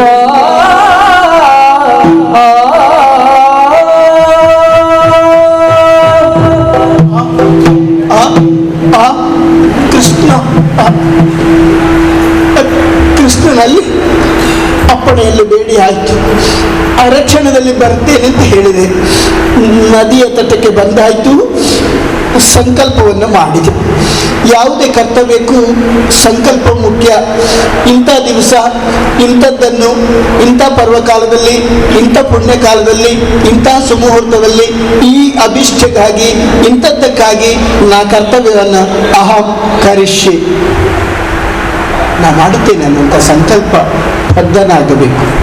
ಹಾಗಾದ್ರೆ ಈ ಸಂಕಲ್ಪ ಯಾಕೆ ನೀರಲ್ಲಿ ಮುಳುಗುತ್ತಿದ್ದೇನೆ? ಆ ನದಿಗೆ, ಯಾವುದೇ ಊರಿನ ನದಿಯಾಗಲಿ ಯಾವುದೇ ಹೆಸರಿನ ನದಿಯಾಗಲಿ, ಆ ಹೆಸರಿಗೆ, ಆ ನದಿಗೆ ಪಾಪನಾಶಿನಿ ಎನ್ನುವಂಥದ್ದು ಹೆಸರು. ಅಘನಾಶಿನಿ ಅಂತ ಹೆಸರು. ಅಘ ಅಂದರೆ ಪಾಪ. ನಮ್ಮಲ್ಲಿರುವಂಥ ಪಾಪವನ್ನು ತೊಳೆಯುವುದಕ್ಕೆ ಆ ಪುಷ್ಕರಣಿಯಲ್ಲಿ ನಾವು ಇಳಿಬೇಕು. ಆ ಪುಷ್ಕರಣಿಯಲ್ಲಿ ನಾವು ಮೀಯಬೇಕು. ಆ ಪುಷ್ಕರಣಿಯ ತೀರ್ಥವನ್ನು ಪ್ರೋಕ್ಷಣೆ ಮಾಡಬೇಕು. ಆ ಪುಷ್ಕರಣಿಯ ತೀರ್ಥವನ್ನು ನಾವು ಸ್ವೀಕಾರ ಮಾಡುವುದು. ಅದಕ್ಕಾಗಿಯೇ ಪುಷ್ಕರಣಿ ಹೊರತು ಮತ್ತೆ ಪ್ರದರ್ಶನಕ್ಕಲ್ಲ. ಇದು ಸುಮ್ಮನೆ ಅಲ್ಲ. ಹಾಗಾದ್ರೆ ಪಾಪ ಎಷ್ಟು ಪಾಪ ಉಂಟು? ಕ್ಷಣ ಕ್ಷಣಕ್ಕೆ ಪಾಪವಲ್ವೇ ಮಾಡೋದು? ನಡೆದ್ರೆ ಪಾಪ, ನುಡಿದ್ರೆ ಪಾಪ, ಎಲ್ಲ ಮಾಡೋದು ಪಾಪವೇ. ಒಪ್ಪತ್ತು ಮಾಡಿದ ಪಾಪ 20 ಜನ್ಮಕ್ಕೆ ಸಾಕು, ಅಷ್ಟು ಪಾಪವನ್ನು ಮಾಡುತ್ತೇವೆ. ಅಂತ ಪಾಪವನ್ನು ಪರಿಹರಿಸುವುದಕ್ಕೆ ನಾನು ನದಿಯಲ್ಲಿ ಮುಳುಗಿ ಆಯಿತು. ನಾನೇನನ್ನು ಕಾಣುತ್ತಾ ಇದ್ದೇನೆ? ಅಖಿಲ ಬ್ರಹ್ಮಾಂಡ ನಾಯಕ, ಅಖಿಲ ಬ್ರಹ್ಮಾಂಡ ನಾಯಕ, ನಿನ್ನ ಈ ಕ್ಷಿಪ ಶಕುತನೆ ಜಗತಿ ನಾನು ಇಲ್ಲ ಕೃಷ್ಣ. ನಾಯಕ ನಾಯಕ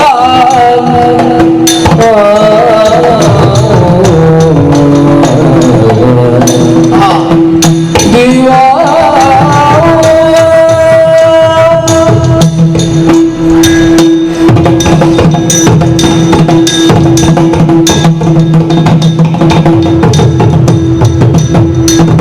ಅಖಿಲ ಬ್ರಹ್ಮಾಂಡ ನಾಯಕ ನಿನ್ನ ಈ ಶಿವ ಜಗದಿ ನಾನು ಶಕುತನೇ ಜಗದಿ ನಾನು ಸಕಲಂತರ್ಯಾಮಿ ರಕ್ಷಿಸು ಕೃಷ್ಣ ನಿನ್ನಯ ಸಕಲಂತರ್ಯಾಮಿ ರಕ್ಷಿಸು ನೀವ ನಿನ್ನಯ ಪ್ರಕೃತಿ ನನಗೆ ಸಕಲಂತರ್ಯಾಮಿ ರಕ್ಷಿಸು ಕೃಷ್ಣ ನಿನ್ನಯ ಪ್ರಕೃತಿ ನನಗೆ ನೀನು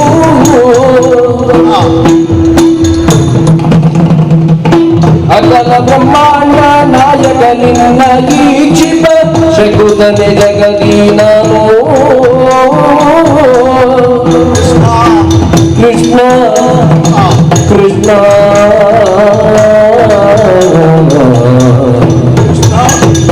ಕೃಷ್ಣ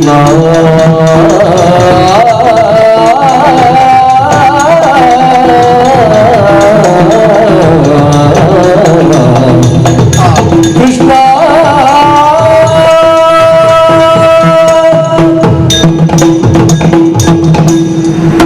ಸಂಕಲ್ಪಾದಿಗಳನ್ನು ಮಾಡಿ ಈ ಕಾಳಿಂದಿ ಮಡುವಿನಲ್ಲಿ ಮುಳುಗಿದ್ರೆ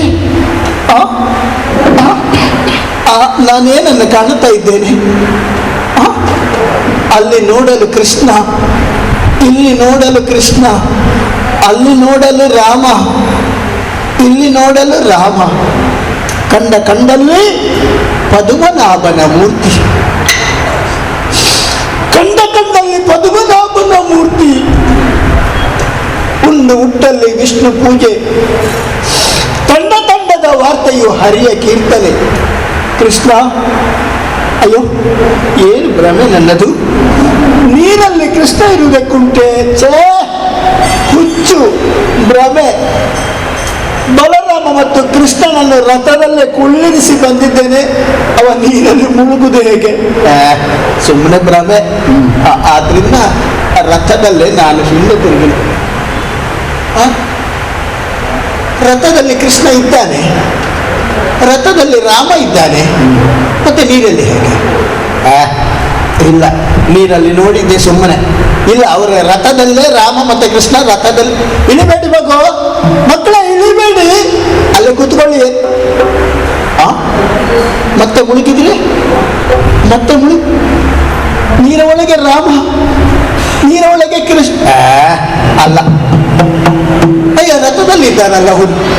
ಮತ್ತೆ ಇಲ್ಲಿ ಯಾರು ಆ ನವಿಲುಗರಿಯನ್ನು ಕಟ್ಟಿಕೊಂಡ ಕೃಷ್ಣ, ಆ ಸೊಂಟ ಪಟ್ಟಿಯನ್ನು ಕಟ್ಟಿಕೊಂಡ ಕೃಷ್ಣ, ಆ ಕಿರುಗಜ್ಜೆಯನ್ನು ಕಟ್ಟಿಕೊಂಡ ಕೃಷ್ಣ, ಆ ಬಲರಾಮ ಕೃಷ್ಣ ಬಲರಾಮ.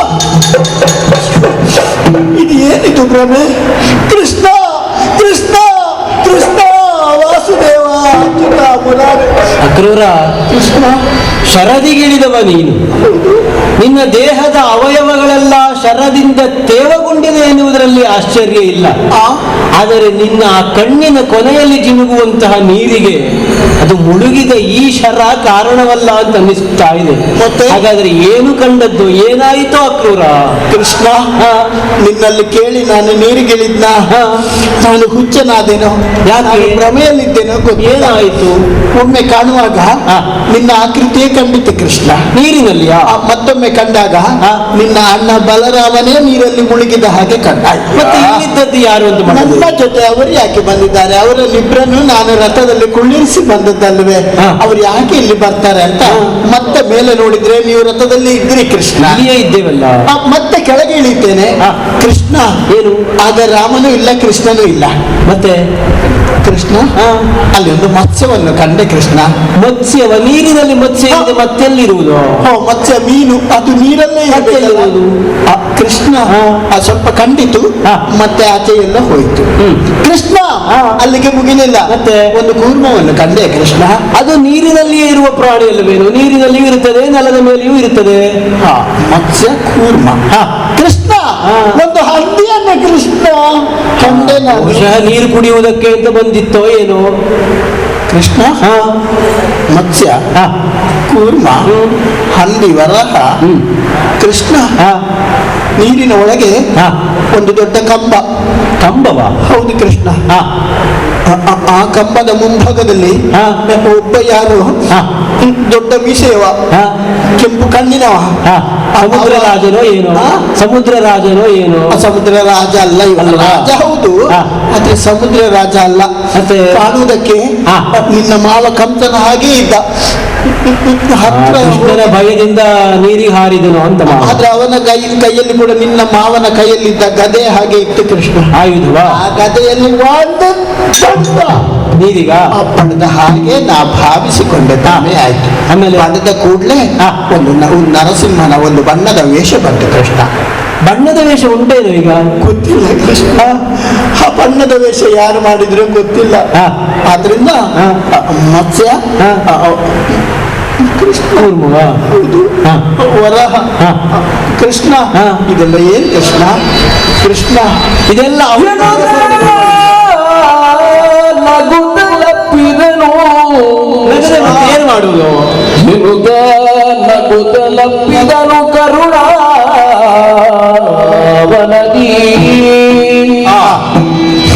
ರಥದೊಳು ಕುಳ್ಳಿರಿಸಿ ಅನುಪಮಾನಂದಾದಿಯುವುದು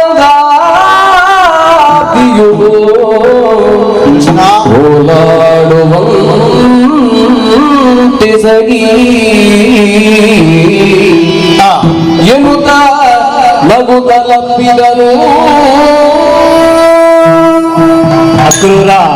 ಕೃಷ್ಣ ನಗೆಯಾಡದೆ ಮತ್ತೇನು ಮಾಡುವುದು ಹೇಳು? ಏನಾಯ್ತು ಕೃಷ್ಣ? ಕಂಡ ವಸ್ತುಗಳಲ್ಲೆಲ್ಲವೂ ಭಗವಂತನ ಸಾಕ್ಷಾತ್ಕಾರ ಉಂಟು, ಅಸ್ತಿತ್ವ ಉಂಟು ಅಂತ ಭಾವಿಸುವ ಸದ್ಭಕ್ತನೊಬ್ಬನಿಗೆ ಆ ತೃಣವನ್ನು ಕಂಡಾಗಲೂ ಭಗವಂತನನ್ನೇ ಕಂಡಾಗುತ್ತದೆ. ಅಮೂರ್ತವಾದಂತಹ ಮಾತುಗಳನ್ನು ಕೇಳಿಸಿಕೊಂಡಾಗ ಸ್ತುತಿವಾಕ್ಯಗಳಲ್ಲಿಯೂ ಆ ದೇವರ ಮೂರ್ತ ರೂಪವೇ ಪ್ರಕಟವಾದ ಹಾಗೆ ಕಾಣಿಸಿಕೊಳ್ಳುತ್ತದೆ. ಈಗ ನಿನ್ನ ಸ್ಥಿತಿಯೂ ಆದದ್ದು ಹಾಗೆ ಅಂತ ಭಾವಿಸಿದ್ದು ಹೌದೇ? ಶರದಿಗೆ ಇಳಿದು ಬರುತ್ತೇನೆ ಎನ್ನುವ ಹಾಗೆ ರಾಮಕೃಷ್ಣರನ್ನು ರಥದಲ್ಲಿಯೇ ಕುಳ್ಳಿರಿಸಿ ಆ ಸನಿಹದ ಸರಸಿಗೆ ಇಳಿದವ ನೀನು. ಹೌದು ಕೃಷ್ಣ. ಬಂದು ಆಡುತ್ತಾ ಇದ್ದೀಯ ಮತ್ಸ್ಯಕೂರ್ಮಾದಿ ವರಾಹ ಮೊದಲಾದ ಅವತಾರ ಸರಣಿಗಳನ್ನು ನೀರಿನಾಳದಲ್ಲಿ ಕಾಣುತ್ತಾ ಇದ್ದೇನೆ. ಏನು ಕೃಷ್ಣ ಇದು ಎನ್ನುವ ಹಾಗೆ ಇದೆಲ್ಲವೂ ನಿನ್ನ ಭಾವನೆಯ ಒಂದು ಮೂರ್ತ ರೂಪ ಅಂತ ಹೇಳಬಹುದು. ಏನು ಯದ್ಭಾವೋ ತದ್ಭವತಿ, ಯಾವುದನ್ನು ನಾವು ಭಾವಿಸಿಕೊಳ್ಳುತ್ತೇವೆಯೋ ಅದನ್ನೇ ನಾವು ಲೋಕದಲ್ಲಿ ಕಾಣುವುದು. ನಿಜಾರ್ಥದಲ್ಲಿ ನೀನು ಕಂಡದ್ದಲ್ಲ, ನಿನ್ನ ಅನುಭವಕ್ಕೆ ಬಂದದ್ದಲ್ಲ. ನೀನು ಯಾವುದನ್ನು ಭಾವಿಸಿದ್ದೀಯೋ ಅದುವೇ ಹೌದು. ಹೌದೇ? ಕಣ್ಣಿಗೆ ಕಾಣಲಾಗದ್ದು ಅರ್ಥಾತ್ ಚರ್ಮಚಕ್ಷುಗಳಿಗೆ ನಿಲುಕಲಾರದೆ ಇರುವಂತಹ ಒಂದರ್ಥದ ವಿಶ್ವರೂಪವನ್ನೇ ನೀನು ನದಿಯಲ್ಲಿ ಕಂಡವನಿದ್ದೀಯಾ? ಹೌದೇ? ಬಹುದಿನಗಳ ಬಯಕೆಯೋ ಏನೋ ನಿನ್ನದ್ದು. ಹಾಗಾದ್ರೆ ನೀರಿನಾಳದಲ್ಲಿ, ನೀರಿಗೆ ಜೀವನ ಎನ್ನುವ ಹೆಸರುಂಟು, ಜೀವನದೊಳಗೆ ನೀನು ವಿಶ್ವರೂಪವನ್ನು ಕಂಡವ ಕೃಷ್ಣ. ಈಗ ಸರಿಯಾಯ್ತಾ? ನಿನಗೆ 10 ಅವತಾರ ಅಂತ ಕೇಳಿದ್ದೇನನ್ನ. ಆ 10 ಅವತಾರವನ್ನು ನೀರಲ್ಲಿ ಕಂಡೆನ. ಹೌದಾ? ನನಗೆ ತೋರಿಸಿದೆ ಕೃಷ್ಣ. ಅವತಾರಗಳನ್ನು ಕಂಡ ನಿನ್ನನ್ನು ಹಾಗೆಯೇ ಬಿಡುವುದಲ್ಲ, ಮತ್ತೆ ರಥದೊಳಗೆ ಕುಳ್ಳಿರಿಸಿ ನನ್ನ ನಿಡಿದಾದ ತೋಳುಗಳಿಂದ ಆಲಿಂಗನ ಸುಖವನ್ನು ಕೊಟ್ಟು ಸರಸಿಗಿಳಿದ ನಿನ್ನನ್ನು ಆನಂದ ಸಾಗರದಲ್ಲಿ ತೇಲಾಡುವ ಹಾಗೆ ಮಾಡುತ್ತೇನೆ. ಇನ್ನೇನಪ್ಪಣೆ? ಹೊರಡುವ ಮುಂದೆ ಸಾಗೋಣ ಆಗಲಿ.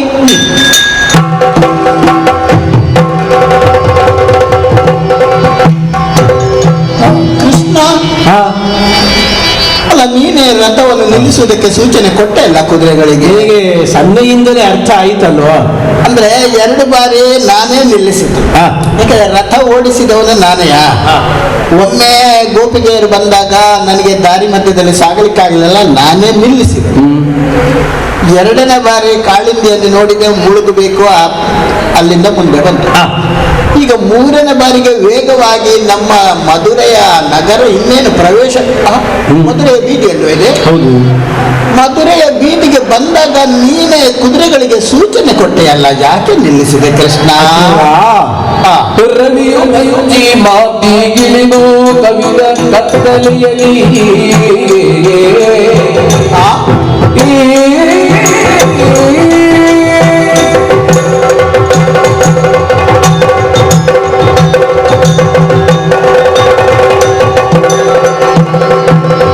ರವಿಯು ಭಕ್ತಿ ಮಾತಿಗಿಳಿದು ಕವಿದ ಕತ್ತಲೆಯಲ್ಲಿ ನಡೆಗೆ ಏನಾಯ್ತು? ತವಗಕ್ಕೆ ಹೋಗು ನೀರು ಜವತೀರ ತೊನುಡು ಏನು? ನಿವಗ ಸಗಿದಲಿದ್ದು ನಾಳೆ ಯುವತಿ ಬರುವಿನ ನಿವಗ ಸಗಿದಲಿದ್ದು ನಾಳೆ ಯುವತಿ ಬರುವಿನಾರೋ ರಾಜಭವನಕ್ಕೆ ನುಡಿದ ಯಾದವಗಿ ಕೃಷ್ಣನು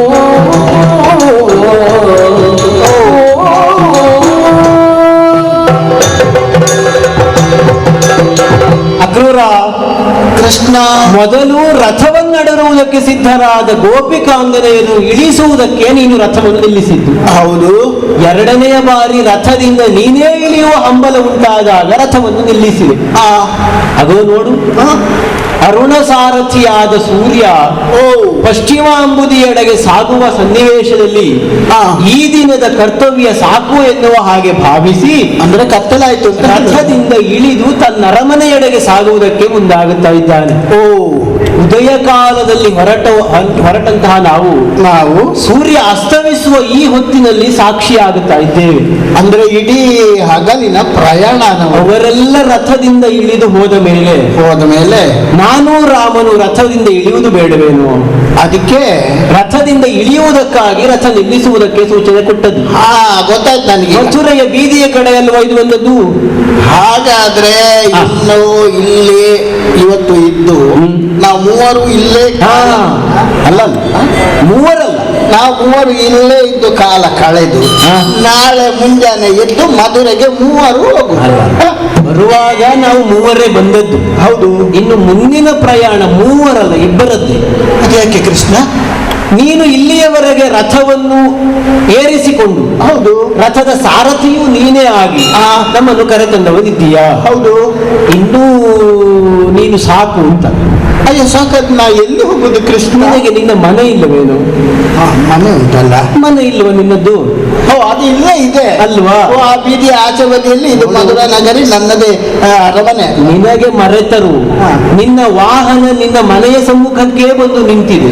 ಹೌದು. ಅರ್ಥಾತ್ ನೀ ಮನೆಗೆ ಹೋಗಬೇಕು ಎನ್ನುವುದೇ ಸೂಚನೆ ಅದಕ್ಕೆ. ಕೃಷ್ಣ, ನಾ ಮನೆ ಹೋಗಿದ್ರೆ ನೀನು ನಾನು ಮತ್ತು ರಾಮ ಏನು ಮಾಡಿ ಈ ಮಥುರೆಯ ರಾತ್ರಿಯನ್ನು ಕಳೆಯುವುದಕ್ಕಾಗಿ ಎಲ್ಲಿ ವಿಶಾಲವಾದ ವೃಕ್ಷದ ಬೇರಿಗೆ ತಲೆಯೊಡ್ಡಿ ಆಮೇಲೆ ಇಲ್ಲಿಯೇ ಕಳೆದು ನಾಳೆಯ ಸೂರ್ಯೋದಯಕ್ಕೆ ಸರಿಯಾಗಿ ಮಾವನ ಅರಮನೆಯನ್ನು ಸೇರುವ ಅಂತ ಯೋಚನೆ ಮಾಡಿದ್ದೇವೆ. ಕೃಷ್ಣ ಹೇಳಿದ್ದು ಸರಿ. ರಾತ್ರಿ ಪ್ರಯಾಣ ನಿಷೇಧ. ಹೌದು, ರಾತ್ರಿ ಪ್ರಯಾಣ ಮಾಡಬಾರದು. ಆದ್ರಿಂದ ನಾಳೆ ಮುಂಜಾನೆ ಎದ್ದು ಹೋಗುದು. ಆದ್ರಿಂದ ರಾಮ ಮತ್ತು ನಾನು ರಥದಿಂದ ಇಳಿದೆ, ನೀನು ಕೂಡ ಇಳಿದೆ, ಸರಿ. ನಾವು ಇಲ್ಲೇ ಮರದ ಬುಳ್ಳದಲ್ಲಿ ಕುಳಿತುಕೊಳ್ತೇವೆ, ನೀನು ನಿನ್ನ ಅರಮನೆಗೆ ಹೋಗು ಅಂತ ನೀ ಹೇಳ್ತಾ ಇದ್ದೆ. ಕೃಷ್ಣ ಕೃಷ್ಣ ಕೃಷ್ಣ ಒಡನೆ ಕೃಷ್ಣ ಏನಾಯ್ತು?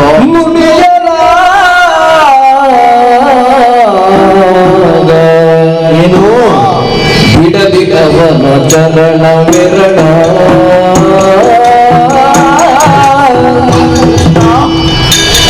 ಒಡನೆ ಕೃಷ್ಣ ನುಡಿಯರಾಗ ಬಿಡದಿ ಅವನ ಚರಣ ವಿರಣ ಹಿಡಿದು ಬೇಡಿಕೊಂಡ ದೈನ್ಯ ಪಡುಗ ಬಗುದನು ಹಿಡಿದು ಬೇಡಿಕೊಂಡ ದೈನ್ಯ ಪಡುಗ ಬಗುದನು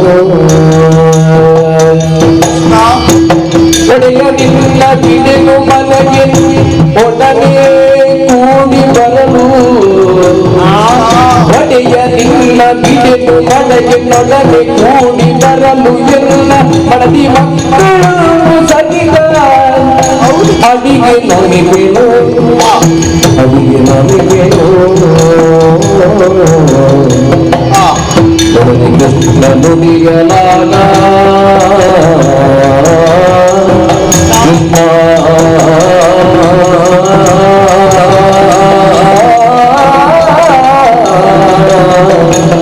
ಕೃಷ್ಣ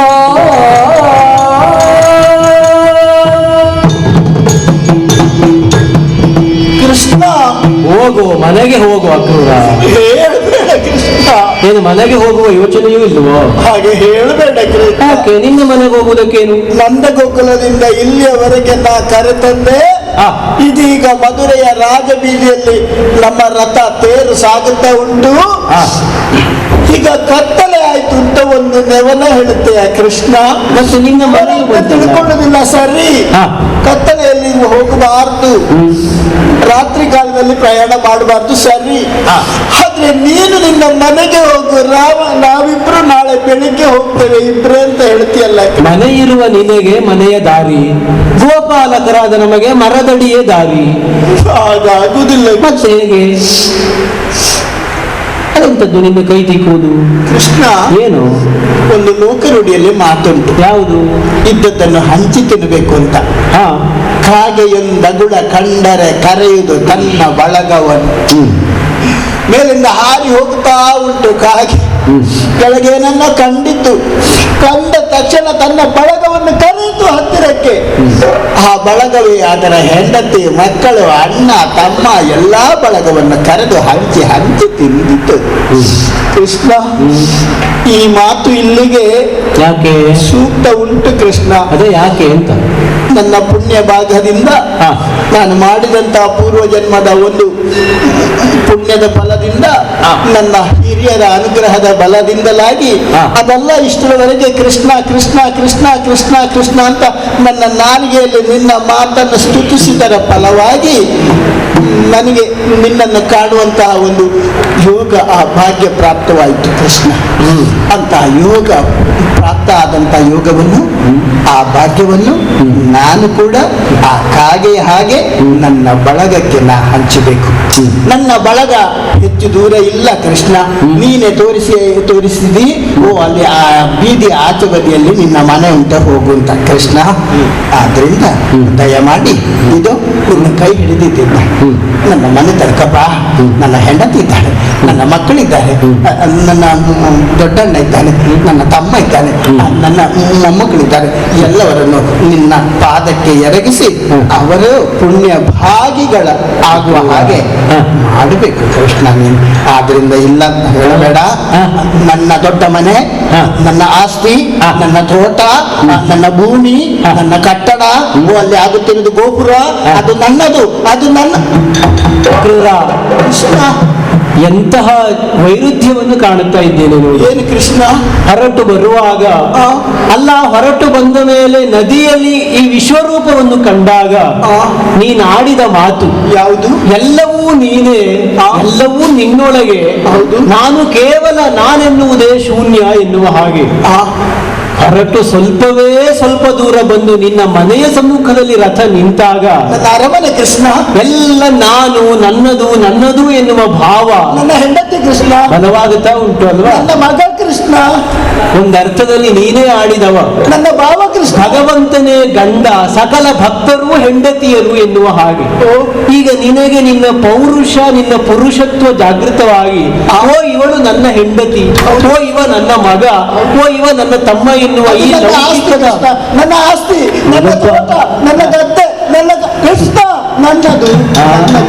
ನನ್ನದು. ಈಗ ಸ್ವಲ್ಪ ಕಾಲದ ಮೊದಲು ನೀನಿಲ್ಲದೆ ಎಲ್ಲ ನಾಸ್ತಿ ಅಂತ ಹೇಳಿದ ನಿನಗೆ ಈಗ ಆಸ್ತಿಯ ನೆನಪಾಗುವುದಲ್ವಾ ಕೃಷ್ಣ? ಕ್ರೂರ, ಯಾಕೆ ಹೀಗೆ ಭಾವ ಬಲವಾದದ್ದು? ಅಲ್ಲಿ ನೋಡಿದರೆ ಎಲ್ಲವೂ ನೀನೇ ಎನ್ನುವಂತಹ ಒಂದು ವಿಶ್ವಾತ್ಮಕವಾದ ಭಾವ, ಇಲ್ಲಿ ಬಂದಾಗ ಮತ್ತೆ ಸಂಸಾರ ಬಂಧನಕ್ಕೆ ಒಳಗಾದ ಸ್ವಾರ್ಥ ಭಾವ. ಏನಿದರ ಮಹಿಮೆ ಅಂತ ಅರ್ಥ ಆಯಿತು. ಏನ್ ಕೃಷ್ಣ? ನಿಂತ ನೆಲದ ಗುಣವೇ ನಿಂತವನೊಳಗೆ ಆವಾಹಿಸಿಕೊಳ್ಳುತ್ತದೆ. ನಿಂತ ನೆಲದಲ್ಲಿ ಸೇವಿಸುವ ಆಹಾರದ ಫಲವಾಗಿಯೇ ಆಚರಣೆಯಲ್ಲಿಯೂ ವ್ಯತ್ಯಾಸವಾಗುತ್ತದೆ, ಜೀವನ ಕ್ರಮದಲ್ಲಿ ವೈರುಧ್ಯ ಉಂಟಾಗುತ್ತದೆ ಎನ್ನುವ ಹಾಗೆ ಬಂದದ್ದು ದುಷ್ಟನಾದಂತಹ ಈ ಕಂಸನ ಒಂದು ವಲಯವಾದದ್ದರಿಂದ ಆದ್ರಿಂದ ನಿನಗೆ ಮತ್ತೆ ನನ್ನೊಳಗಿನ ಭಾವ, ನಾನೆನ್ನುವ ಭಾವವೇ ಜಾಗೃತವಾಗುತ್ತಾ ಇದೆ. ಆದ್ರಿಂದ ಕ್ರೂರ, ಯೋಚಿಸಬೇಡ. ಕಾರ್ಯಾರ್ಥಿಯಾಗಿ ನಾವು ಬಂದವರಲ್ಲವೇನು? ಕಾರ್ಯ ಸಂಪನ್ನವಾದ ಮೇಲೆ ನಂದಗೋಕುಲವನ್ನು ಸೇರುವುದರೊಳಗೆ ನಿನ್ನ ಮನೆಯನ್ನು ನಾನು ಖಂಡಿತ ಸೇರುವುದಕ್ಕಿದ್ದೇನೆ. ಆದ್ರಿಂದ ಹಾಗಾಗಿ ಯೋಚಿಸಬೇಡ. ಈ ರಾತ್ರಿಯನ್ನು ಮನೆಯಲ್ಲಿ ಇರ್ತವೆ, ನಾಳೆಯ ಉದಯಕ್ಕೆ ನಾವು ಸಾಗುವವರಿದ್ದೇವೆ.